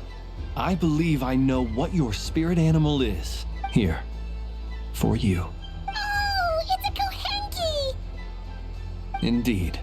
A free-spirited being with a deep love for all things here in Nod-krai, who selflessly lends her aid to as many people as she can reach. It is the perfect fit for you, Miss Columbina. Thank you. It would be my honor. But you shall have to forgive me. We have known each other for quite some time. I doubt there is any answer I could give that would come as a surprise to you. So instead, would you accept this sugar sculpture as a token of our friendship? It's a lantern. Hey, why don't you two go enjoy your candy over there? Paimon wants to try out this spirit animal thing too. Right, Blintz? Come on, play ball. But I want to hear Paimon's answers. But it'll probably take ages. Paimon's a complex soul. And we don't want your candy to melt while you wait, huh? Oh. Okay then.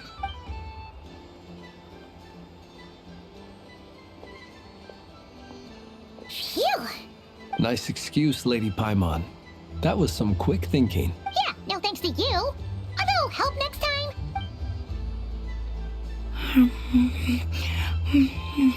It's sweet. Is that Lockaberry? I wonder what flavor the traveler got. This way, this way! It's the candy-selling lantern! I'm coming! Of course, traveler. Maybe we can share? Yes. I found out recently that people share their food sometimes, so I'd like to try it. Or thank you.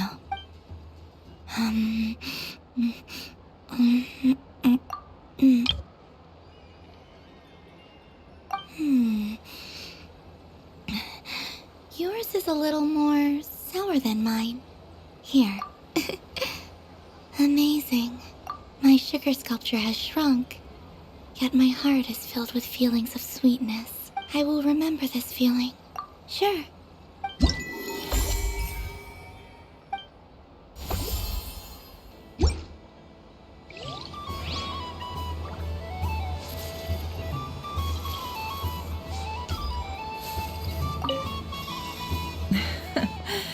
That was fun.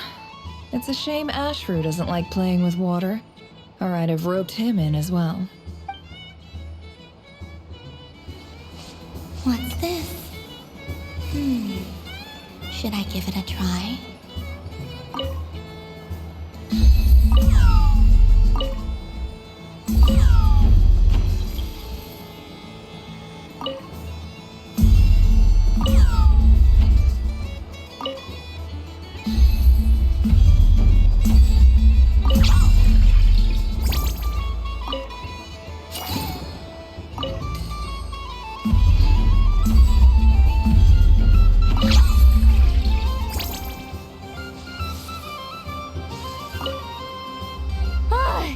I just had a water fight with 2 Fatui Harbingers.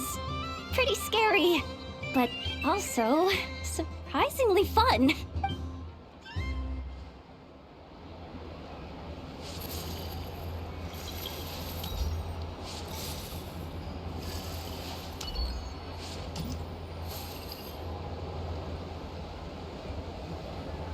I wish for a never-ending supply of laka berries.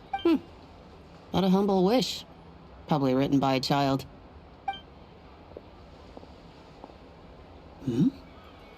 Is that Lauma the Moon Chanter?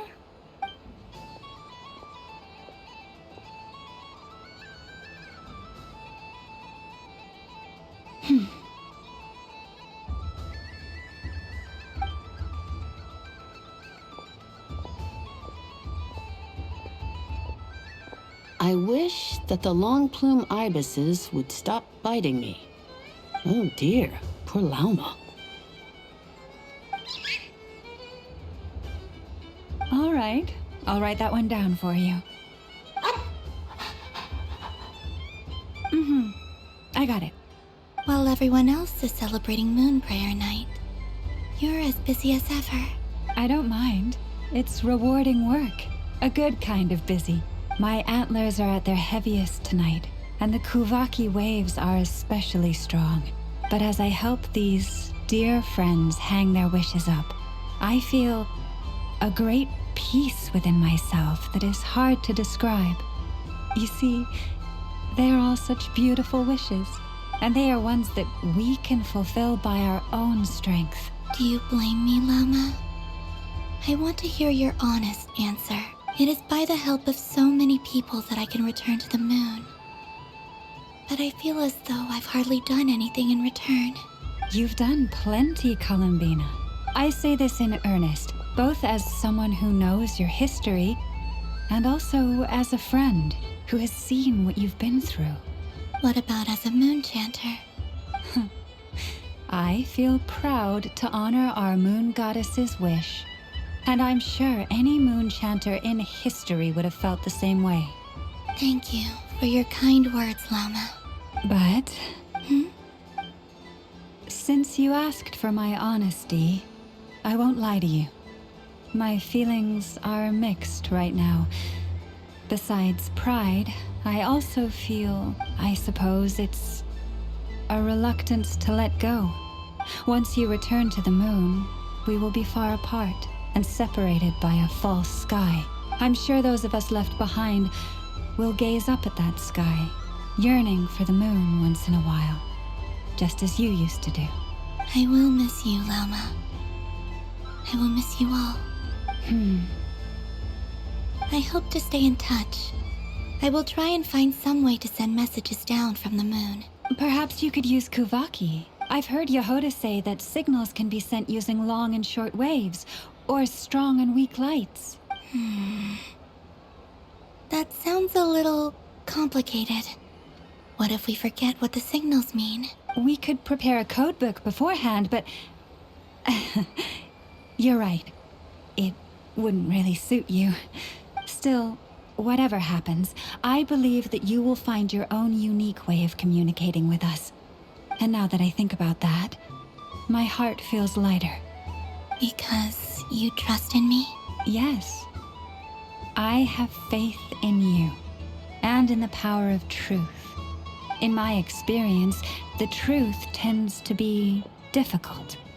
But that's what makes it stand out from what is false. So I'm confident that your thoughts and your love will shine through the curtain of lies. Thank you. Now, could you help me hang up my wish? Is this? I wish that all who dwell in this moonlit world can find a place to belong. And I wish that I shall one day see my friends again. It's 2 wishes. I hope that's not too greedy of me. Not at all. And I think you speak for us all with the second one.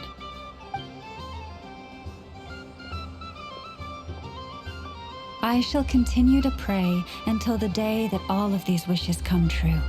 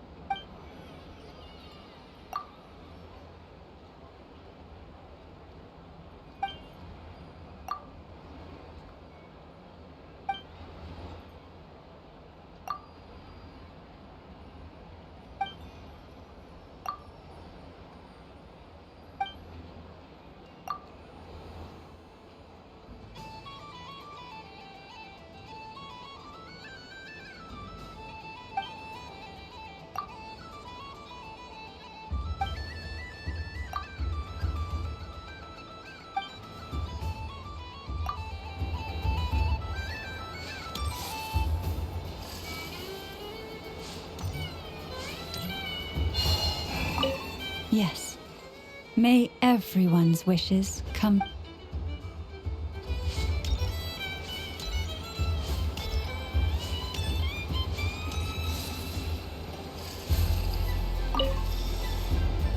Fun ride, huh? You and Columbina looked pretty sad to leave. This isn't gonna make Paimon dizzy, is it?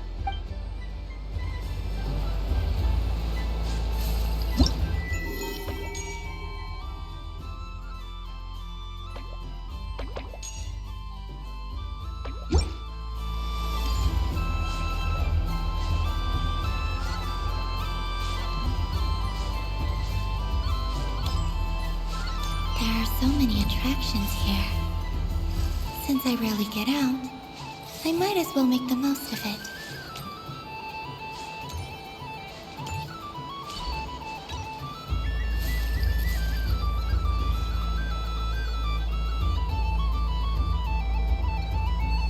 Well, well, look who it is.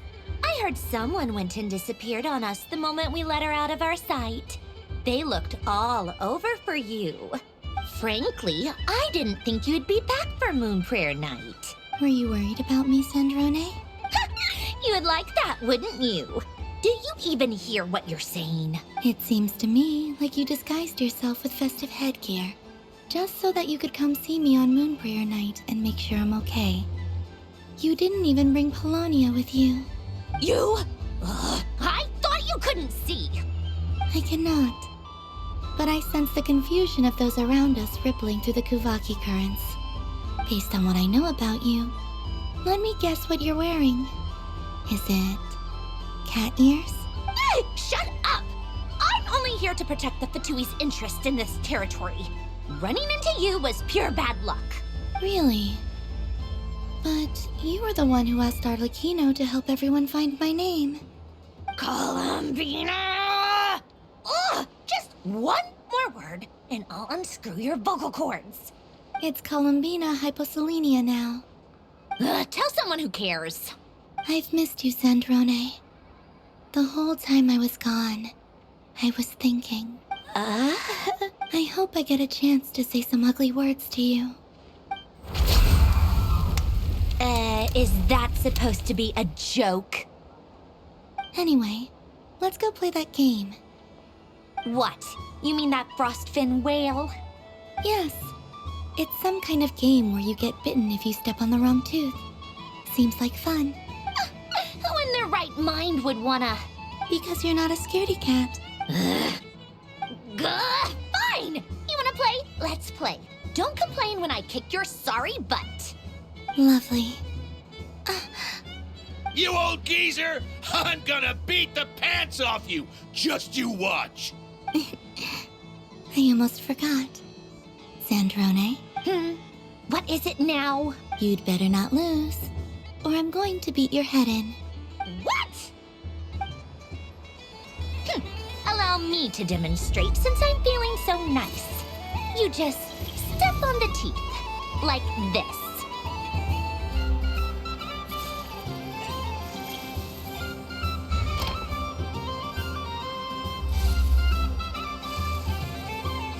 Which should I pick? I'm getting a bad feeling from this one. Sensing Kuvaki, your turn, Sandrone.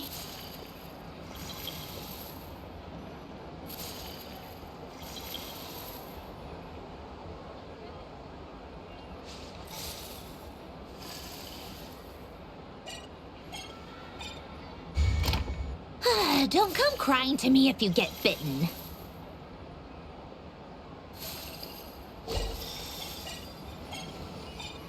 There are less and less teeth remaining.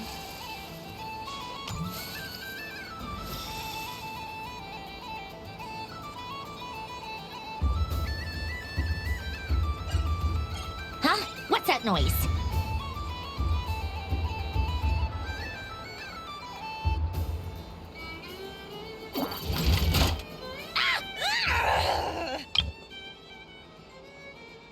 I think you might have picked a bad tooth, Sandrone.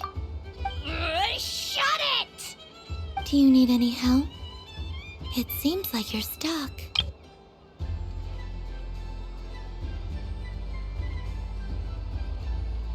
No! It's just a blasted toy! How is its grip this strong? Stop laughing! Alright. Well, you lost. So just like I promised. Hey! What are you doing? Are you seriously? Hiya! Why you... Oh, just you wait! Rematch! Are you alright, Sandrone? That was quite a strong bite. Are your clockwork parts? Quit your fussing! I don't need it! Alright. I'll go first this time.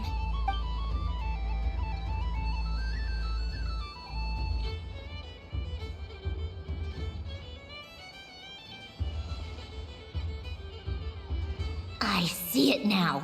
She can sense which teeth are rigged. So I just need to avoid the same ones that she does.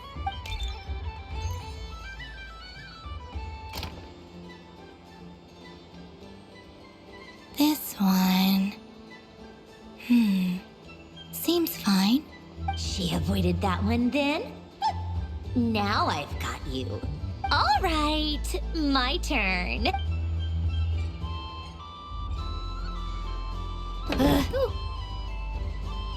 What? Looks like you lost again, Sandrone.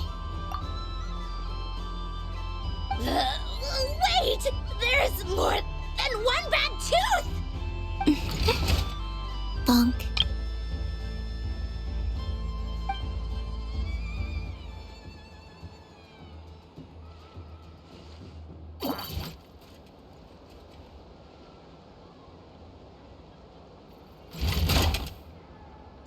Stupid game! What idiot came up with this? Are you alright, Sandrone? You said some nasty things just now. Oh, I'm peachy. Should I let you bonk me on the head as well? Ah, forget it! Come on, bonk away. It can be your consolation prize for losing so badly. I told you, forget it! Gah, you've always been so annoying. Singing right outside my door, inviting yourself to my tea parties, going AWOL. And now you're off to the moon or something. Of all my days with the Fatui, the times I spent with you, Arlecchino, and Rosaline, they were my favorite. I will not forget them.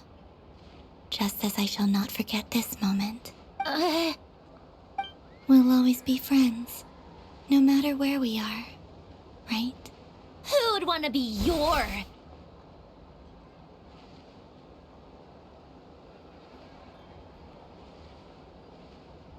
I'll miss you, Sandrone.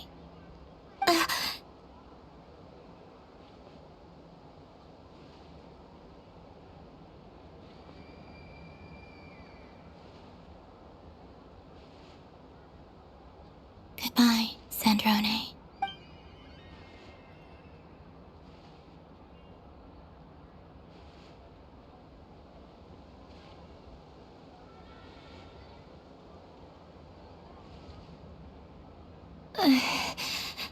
I'll miss you too, Columbina. Sorry, what was that? Ah! Ah! Yeesh! No need to freak out. What's wrong? We've been looking everywhere for you.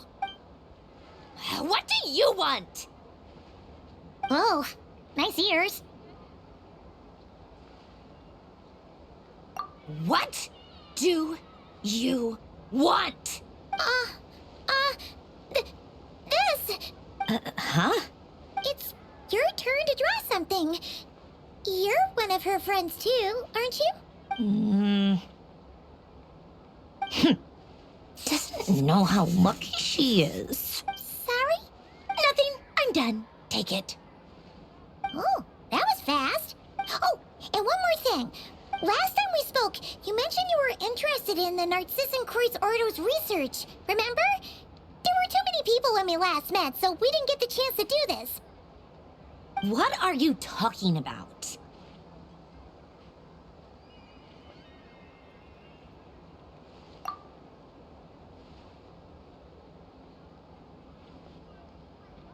this is... Oh. Alan, Renee, and Marianne. Huh. The Holy Blade. A savior's plaything. It's not about whether I approve or not. These people, they would sacrifice themselves for the sake of the world. Especially Alain Guillotin and Renee. That is something I would never choose to do. Still, I didn't know they had any pictures left from that time. If I'd have thought to bring a camera, I'd have... What? Yeah, of you being bitten by the frostfin whale and Columbina bonking you on the head. Tear it up! Now!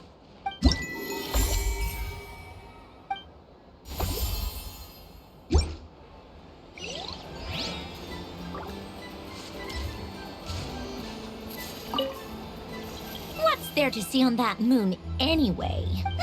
Let her go up there and cry alone. See if I care.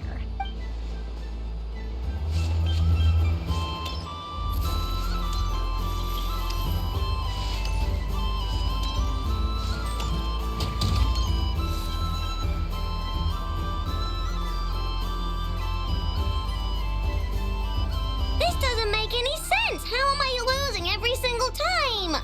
Wait, Inefa, you're cheating, aren't you? Yeah, that must be it. I am not cheating, Aino.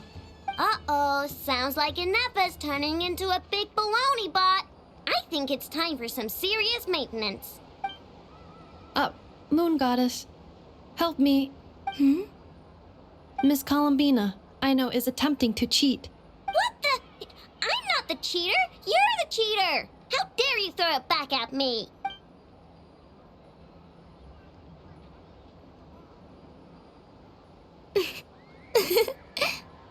Alright, fine. Let's all laugh at Aino. Just you wait till I get home, because I'm gonna make a game bot that can win 100% of the time. Let's see you laugh when I come back and beat your butts. You'll all have your heads covered in stickers when I'm through with you. We came to check everything was okay after all that yelling, but,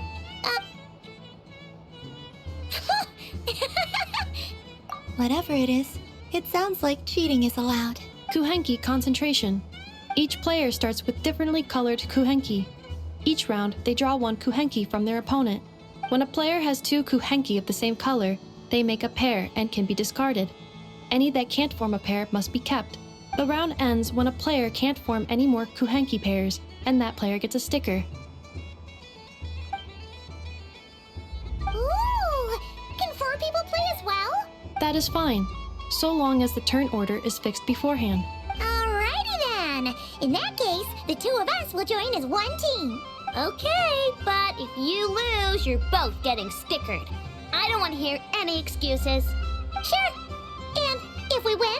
If you win, only one of you gets to sticker someone else. I have taken to calling this. I know logic. Hey, lay off me, alright? Okay, so we're starting the game from scratch again, which means all my stickers so far don't count. Looks like Luonatar is the Kuhenki of honor for this game. Anyway, let's go clockwise, starting from Inefa.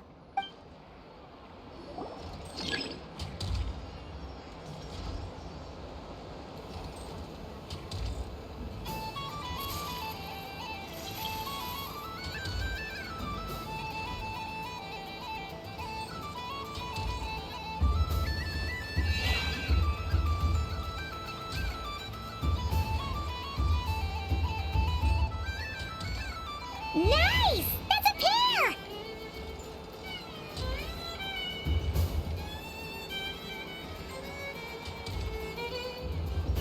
Go, go, fly!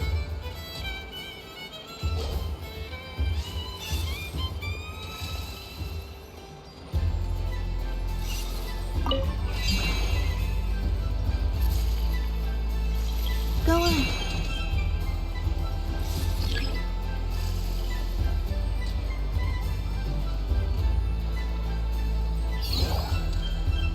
I have a pair.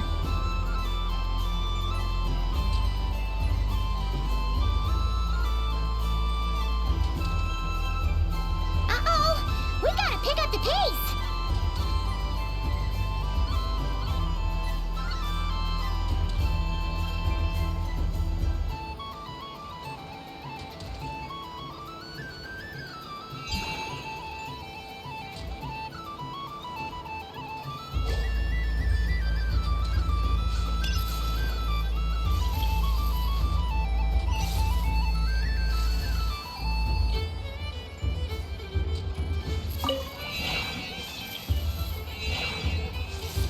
I win.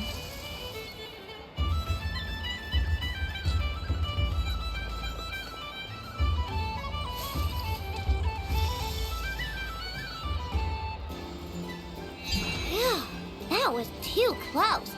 I thought I was gonna lose. Good luck, everyone. Aw, we're out!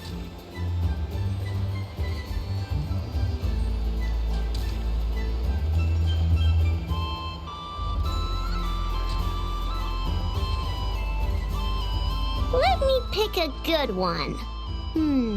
What's it gonna be? You're looking very pleased with yourself there. What happened to being a huge Grumposaurus? I won. Duh.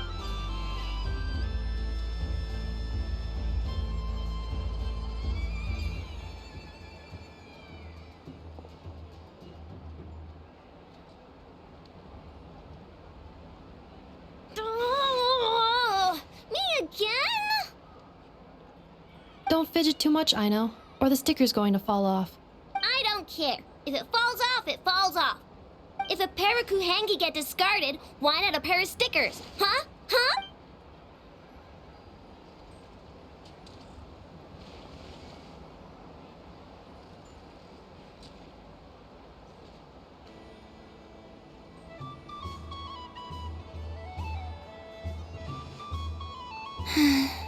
I've lost. Sticker, sticker, sticker!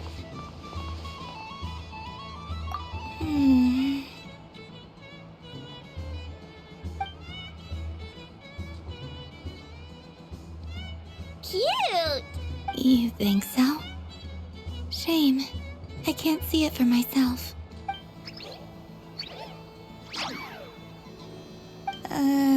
What did Luanatar say? She said it looks so cute that she wants me to lose a few more rounds.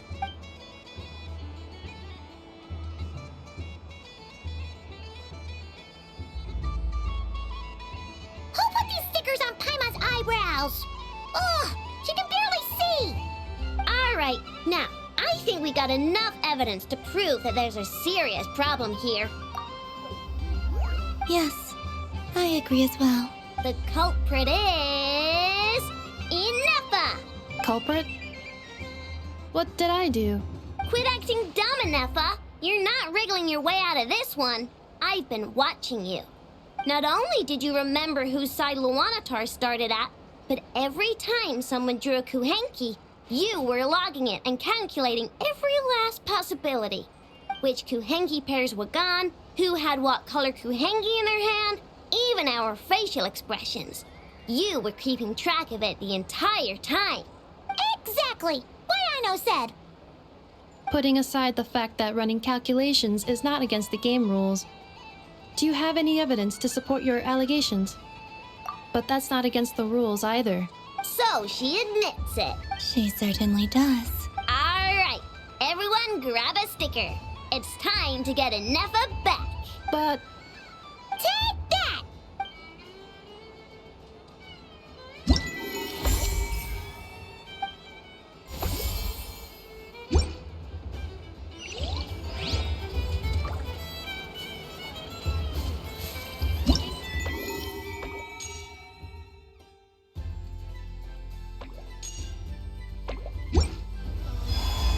The next robot show will start in 5 minutes. Moon Prayer Candy! Beautiful, tasty Moon Prayer Candy! Buy a whole box, share it with your friends and family! Candy? To share? I wonder what flavors everyone would like. Welcome home, Moon Goddess. Fancy a box of Moon Prayer Candy? Sure. I knew you would. Now, what flavor would you like? I'm not sure. What flavors do you have? Is this for yourself or as a gift? A gift for my friends. Ah, I see. In that case, I'd recommend apple, lockaberry, or midsummerberry. Those are the most popular. Do you have nocturnal blossom flavor? Ha! I've seen couples give those as gifts before, but I did not know they were edible. No? Okay then. Moonfall silver? You did say this was for friends, right? Maybe smetana then. Hey, now that's a creative idea! I've never tried it before, but if you're happy to wait, I can see about whipping up a batch on the spot. While we're at it, you got any other ideas?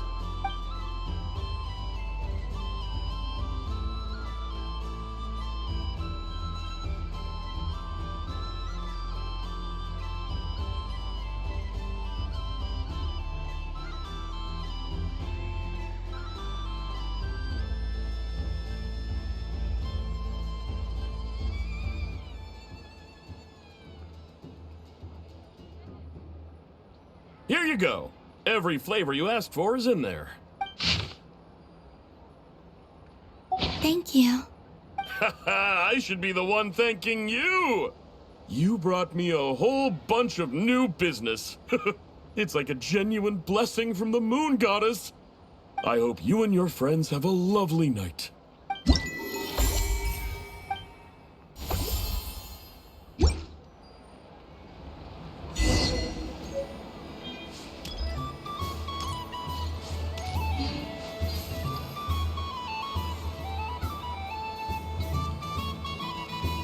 What is going on over here? It looks like fun. Hold it right there! You can't run away from me, Moon Goddess. Are you talking to me? Of course. Do you see anyone else here dressed up as the Moon Goddess besides me and you? Hey, come on. Call me by my title. Happy Moon Prayer Night, Moon Goddess. And the same to you. Anyway, there's no time to waste. Get ready for the duel of a lifetime. Duel? Meet my partner, Stacko. Come on out, Stacko. Well, don't just stand there. Let's see your partner.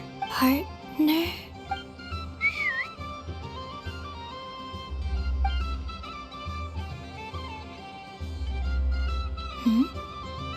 So I need to select a partner and command them in battle. Partner.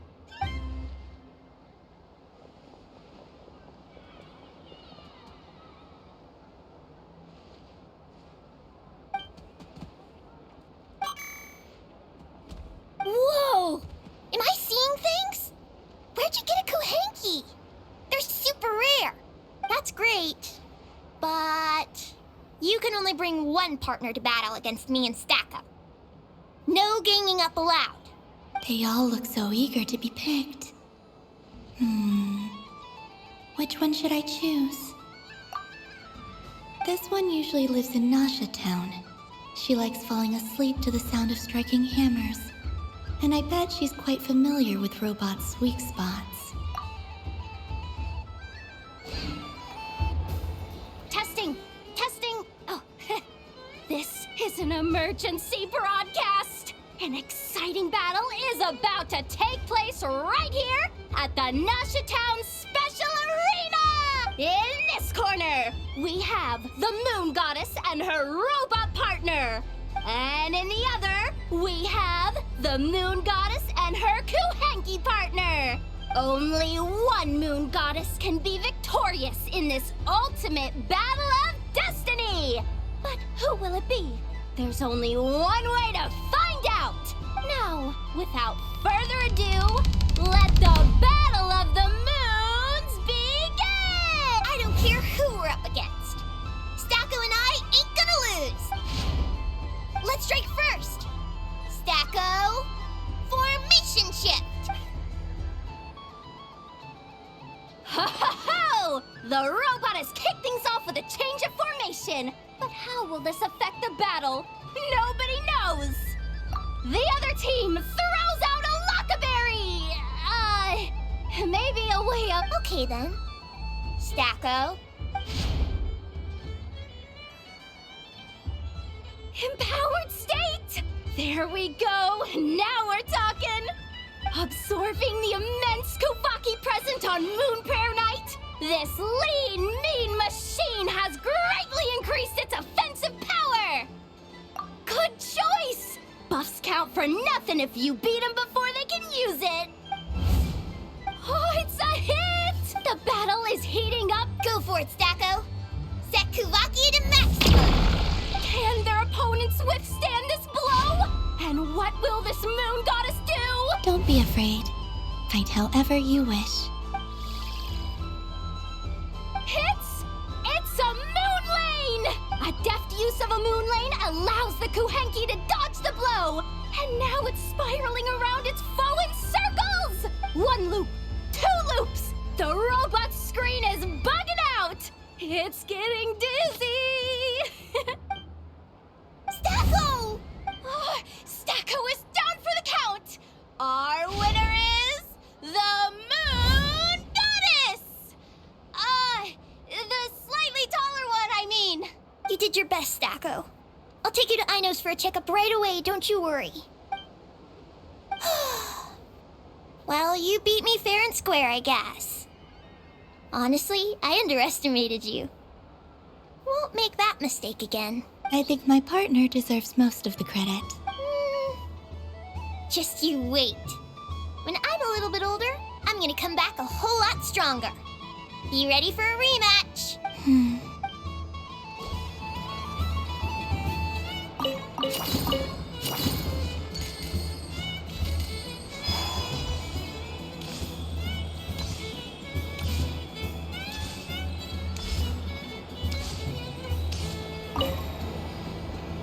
Traveler, Hey there, Columbina! Are you done checking out the festive amusements already? Are you sure you don't want to look around some more? You might not get another opportunity like this for a while. right now, what I'd like to do is... Oh! Candy for us? Thanks a bunch, Columbina! Don't mind if we do! Whoa! This one's intense! But it's so tasty! What about you, Traveler? How does yours taste? Oh, sounds good! I'm drooling now! Are there any more Smetna candies in the box? Yes, I believe so. Okay, gotcha!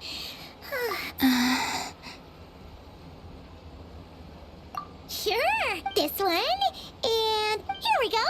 1 per person! It's so sweet.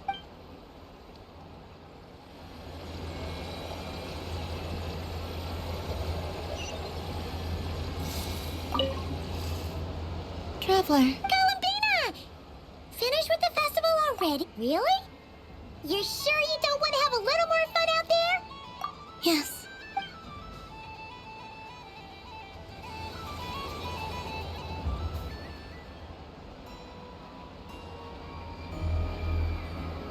This was the most fun I've ever had on a moon prayer night. Everywhere I went, people were saying, "Welcome home." And there were friends at every turn. I only wish it could last longer than one night. Oh.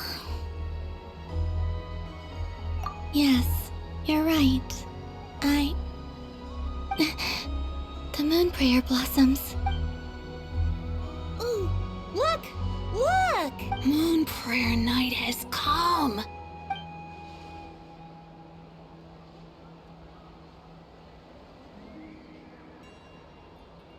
The moon.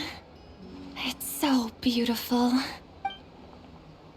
Happy Moon Prayer Night, dear. Happy Moon Prayer Night. Happy Moon Prayer Night.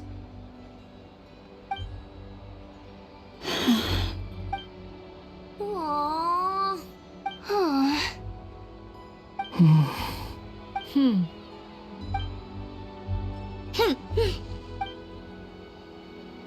Time flies when you're having fun. Oh, looks like the time has come. Columbina, You're heading off, then? Yes, to the ruins you mentioned. And from there, back home to the moon. Wait! I know? At least... Take one of our craft shop's crumb cookies up to the moon with you. You know, for a snack. Sure. Why not? The Curatorium of Secrets believes in proper farewells. No story should be left without a satisfactory endnote. Never. Farewells are an important affair for the Ratniki, too. We never know when we might meet again. Haha! And here I thought grand farewells wouldn't suit tonight's mood. But I suppose friendly passion is not to be stopped, eh? We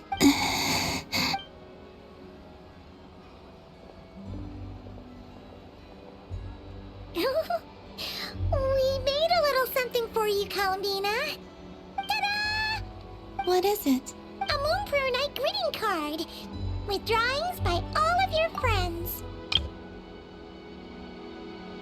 You did mention that you'd like a portrait done, so I took the liberty of creating one for you. I, meanwhile, did the portrait of Mr. Albedo, and Mr. Varka did the same for me. I mean, I think my work was pretty true to life, don't you think? The picture of Ashru was my doing. The two of you seem to get along rather well. Wait, was I the only one who did a full body picture? That's so embarrassing. I did pictures of me and Anefa. I did my own portrait and one for Hat Guy. Plus, there's the two mages, Arlecchino and Sandrune. So, if you ever miss us, just flip the card open and we'll all be right there with you. I don't know what to say. Thank you so much, everyone. This whole Moon Prayer Night was more than I could have ever asked for. It is the greatest gift I have ever received. Lauma, I figured it out. Figured what out? Remember how the Frost Moon Scions used to use milk as invisible ink to write hidden messages? That was a very long time ago. Oh, are you saying? Yes. When I miss you all, I shall use Moonlight in the same way, to write words that only you can see upon the moon itself. Wow, that sounds lovely. Quite. But how will we see them? Simply open your windows on nights when the moon shines bright, and the moonlight will naturally flow towards the words I have written. That sounds most fitting indeed. Very true to form. I'll try to write them in places that won't disturb your sleep. I, for one, would sleep all the better for having read one of your messages before settling down for the night. Exactly. So don't worry about disturbing anyone's sleep. Just promise you'll write to let us know you're okay, all right? All right. I promise.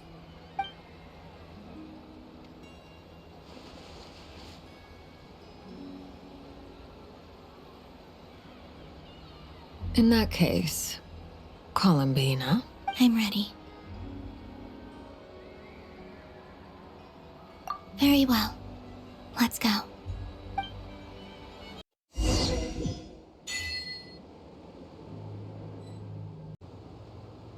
In just a few moments, I will be gone. I still don't know what to expect on the moon. Will I really be able to send messages to my friends? The Kuhenki, the animals of Nod-krai. I'll never get to see them again. I wonder where I'll be when the next...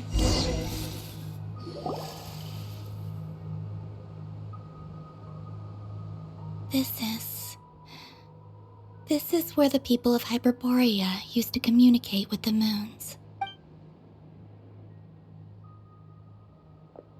Eternal moon, frost moon, iridescent moon.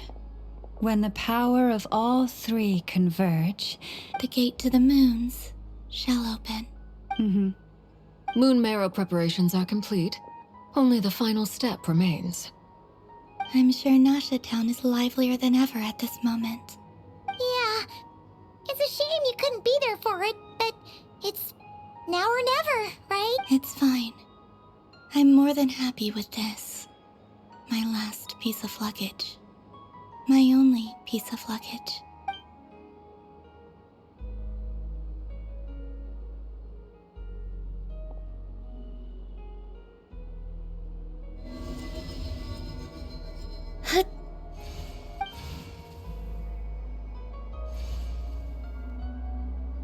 I can already feel the moon calling to me.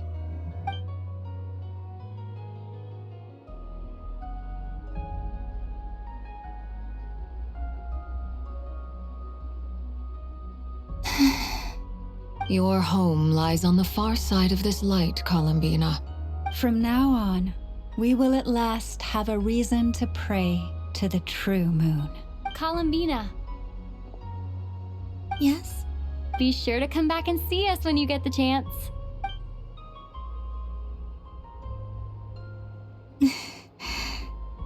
Of course. But if that chance doesn't come, then remember that you have friends on this planet. People who will miss Columbina. Yes, I will. Thank you for everything you've done for me. And remember, come night or day, the moonlight shall always connect us. Well then, farewell, my friends.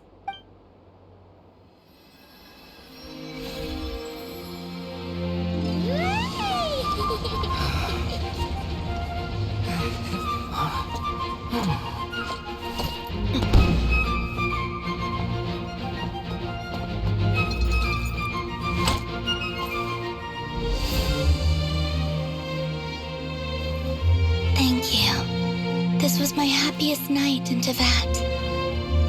Farewell, Columbina.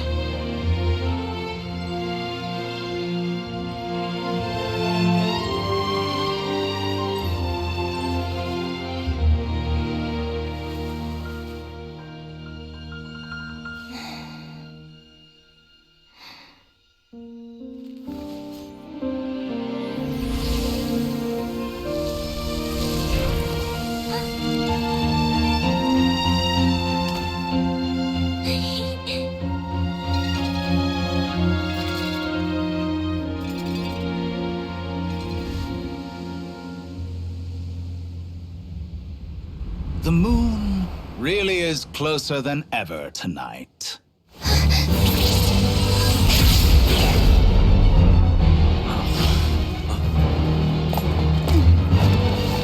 Columbina.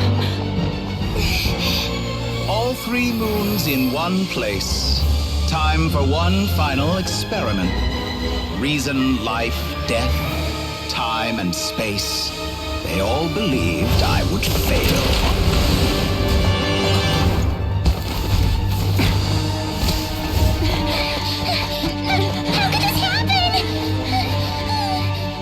But Teyvat's primordial power never did belong to the throne of heaven. And now, they are mine.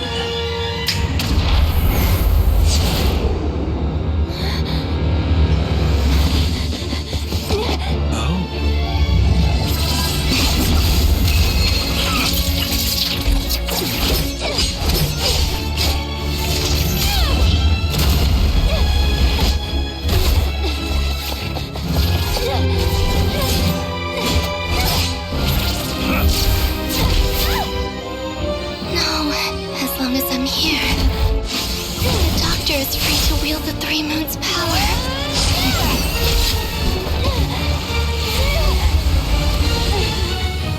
It's the only way.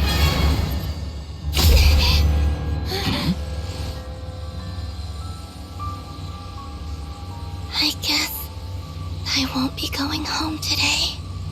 Columbina! No!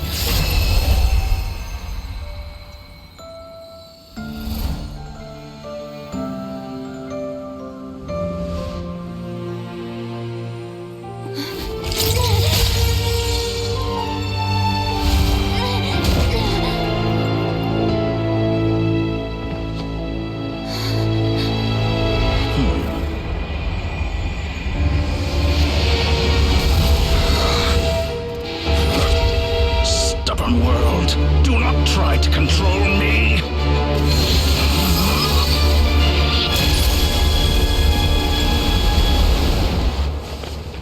Columbina.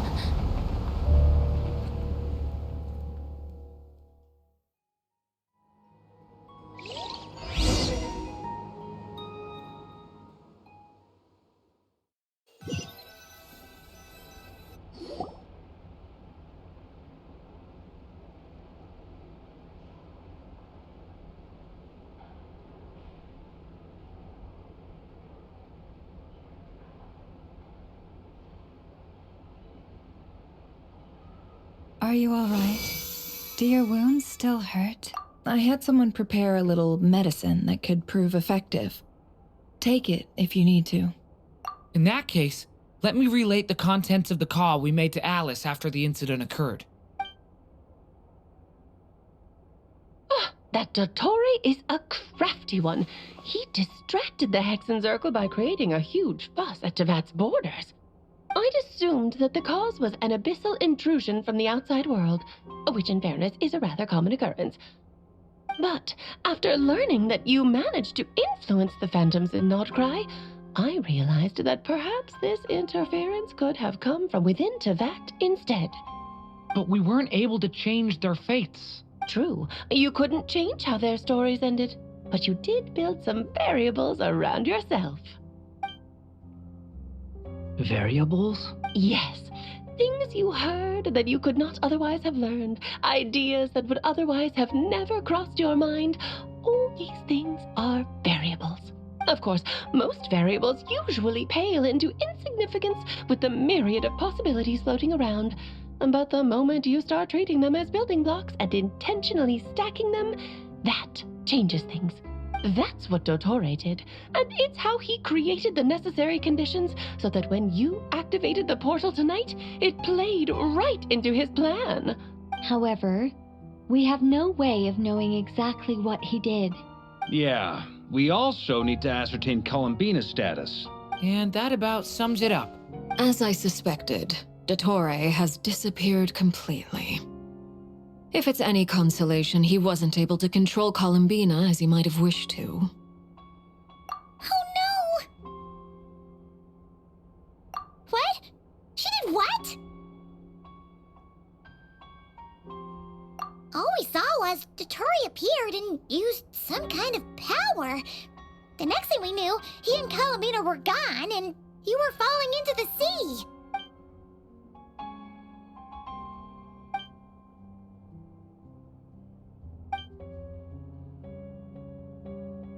So, Columbina intentionally opened the Moon Gate and escaped into the same mysterious world as Rarier and Thalindis.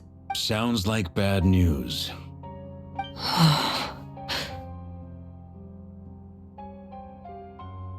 Seen in that way, the Trilunar Syzygy and Rerere's emergence, Dottore might have been pulling the strings in both cases.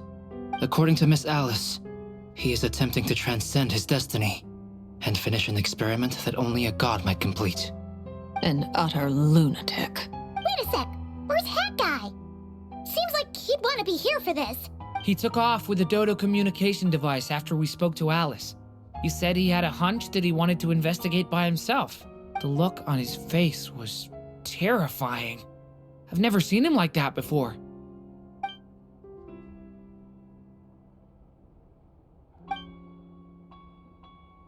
I'm back. Hat Guy! I went to look for the Hyperborean phantoms again. I think I've gotten to the bottom of it. I got them to talk to Nicole on the other end of the communications line. Turns out, the history they describe is different from how Nicole remembers it. Really? But how? Surely Nicole can't have been wrong. Because the phantoms are the ones who are deceived. They speak of a savior who appeared in their history. One who never should have existed. This savior promised to create a new moon within the false sky, and even bring back their moon goddesses.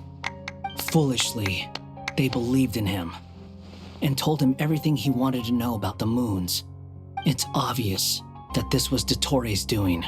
Now you mention it, the first time we entered the Hyperborean ruins, We heard the Phantoms discussing their history, and I remember Nicole commenting that something sounded a little strange. But Dottore shouldn't have been able to get in there in the first place. He didn't. Nicole said that this was an anomalous state triggered by disruptions in the causal connections between phantoms from the same era. The variables that Dottore put in place were substantial enough that they even affected phantoms that he never met. So it's not that their memories were unclear. They'd been tampered with. That's exactly the possibility Dottore was trying to manufacture. He turned these variables into knowledge and engineered the situation so all that knowledge would fall into his hands. Then, he harnessed that knowledge on Moonprayer Night to truly create a false moon. How is that even possible? To be precise, he exploited a weakness in the way the spell works. The spell senses Kuvaki to detect the moon's location. So, as long as the false moon more strongly resembled the moon than the frost moon beyond the skies, the gate would teleport Columbina to the false moon's location. In other words, to Dottore's side. Once he had her under control, the teleportation spell remained active, and he manipulated her power to seize both moon marrows. At that moment, the moon marrows disappeared right before our eyes. It was already too late, even as we were leaving the ruins. By then, Dottore had already amassed the power of all 3 moons. So, where does that leave us? What do we do now? I'd certainly like to know what Her Majesty thinks, now that the concerns I expressed to her have come to pass. But we cannot simply sit and wait for her to decide the matter. And in any case, it is not the Fatui Harbinger Damselette who sees us as her friends, but rather Columbina Hyposelenia. If, even in such extreme circumstances, Her Majesty will not lift the prohibition on Harbingers drawing steel against one another, then I will do as my heart demands. I will fight as Peruware instead. Time is short, so I'll make the first move.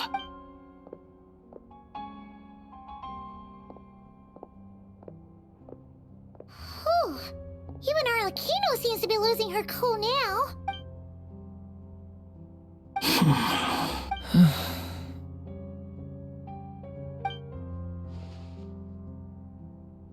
All right. Lose those dejected looks for a moment and let me get a word in. It looks bad, I won't lie. Very bad, in fact. So Dottore's pulled some real dirty tricks to gain the upper hand. For now. And yeah, it's to the point where even the mages say that his variables have affected destiny. I'm not so sure, though. Many have told me that Tevat's destiny is fixed, and that does appear to be the case. Well, what makes Dottore so sure he'll be the exception? And since he was able to stack these variables up, who's to say we can't do the same? You of all people should not be discouraged, traveler from afar. This isn't over yet. And you're not alone in that. Everyone here does, whether they've spoken thus far or not. But none of us are the type to sit back and wait for the sun to shine again. That's exactly how a knight should roll. If they knock you down, you get back up and get back in it.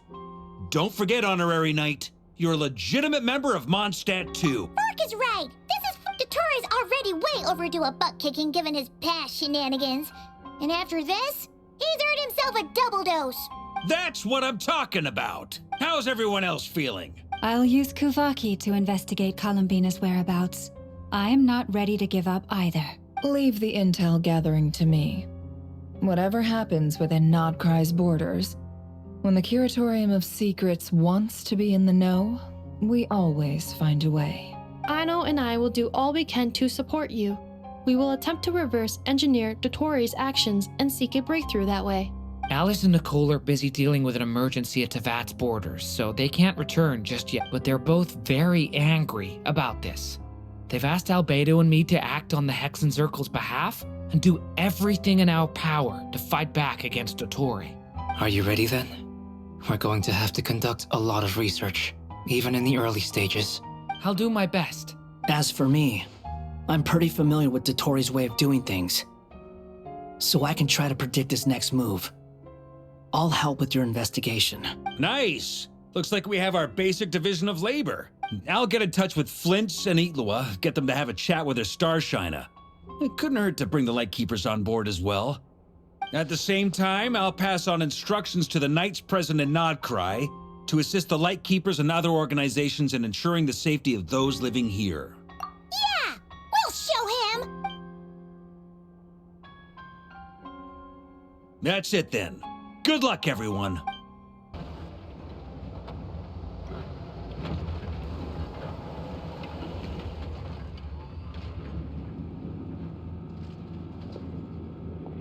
I never thought that Columbina would become my real name. It went from being a Fatui code name to something my friends call me. And remember, come night or day, the moonlight shall always connect us.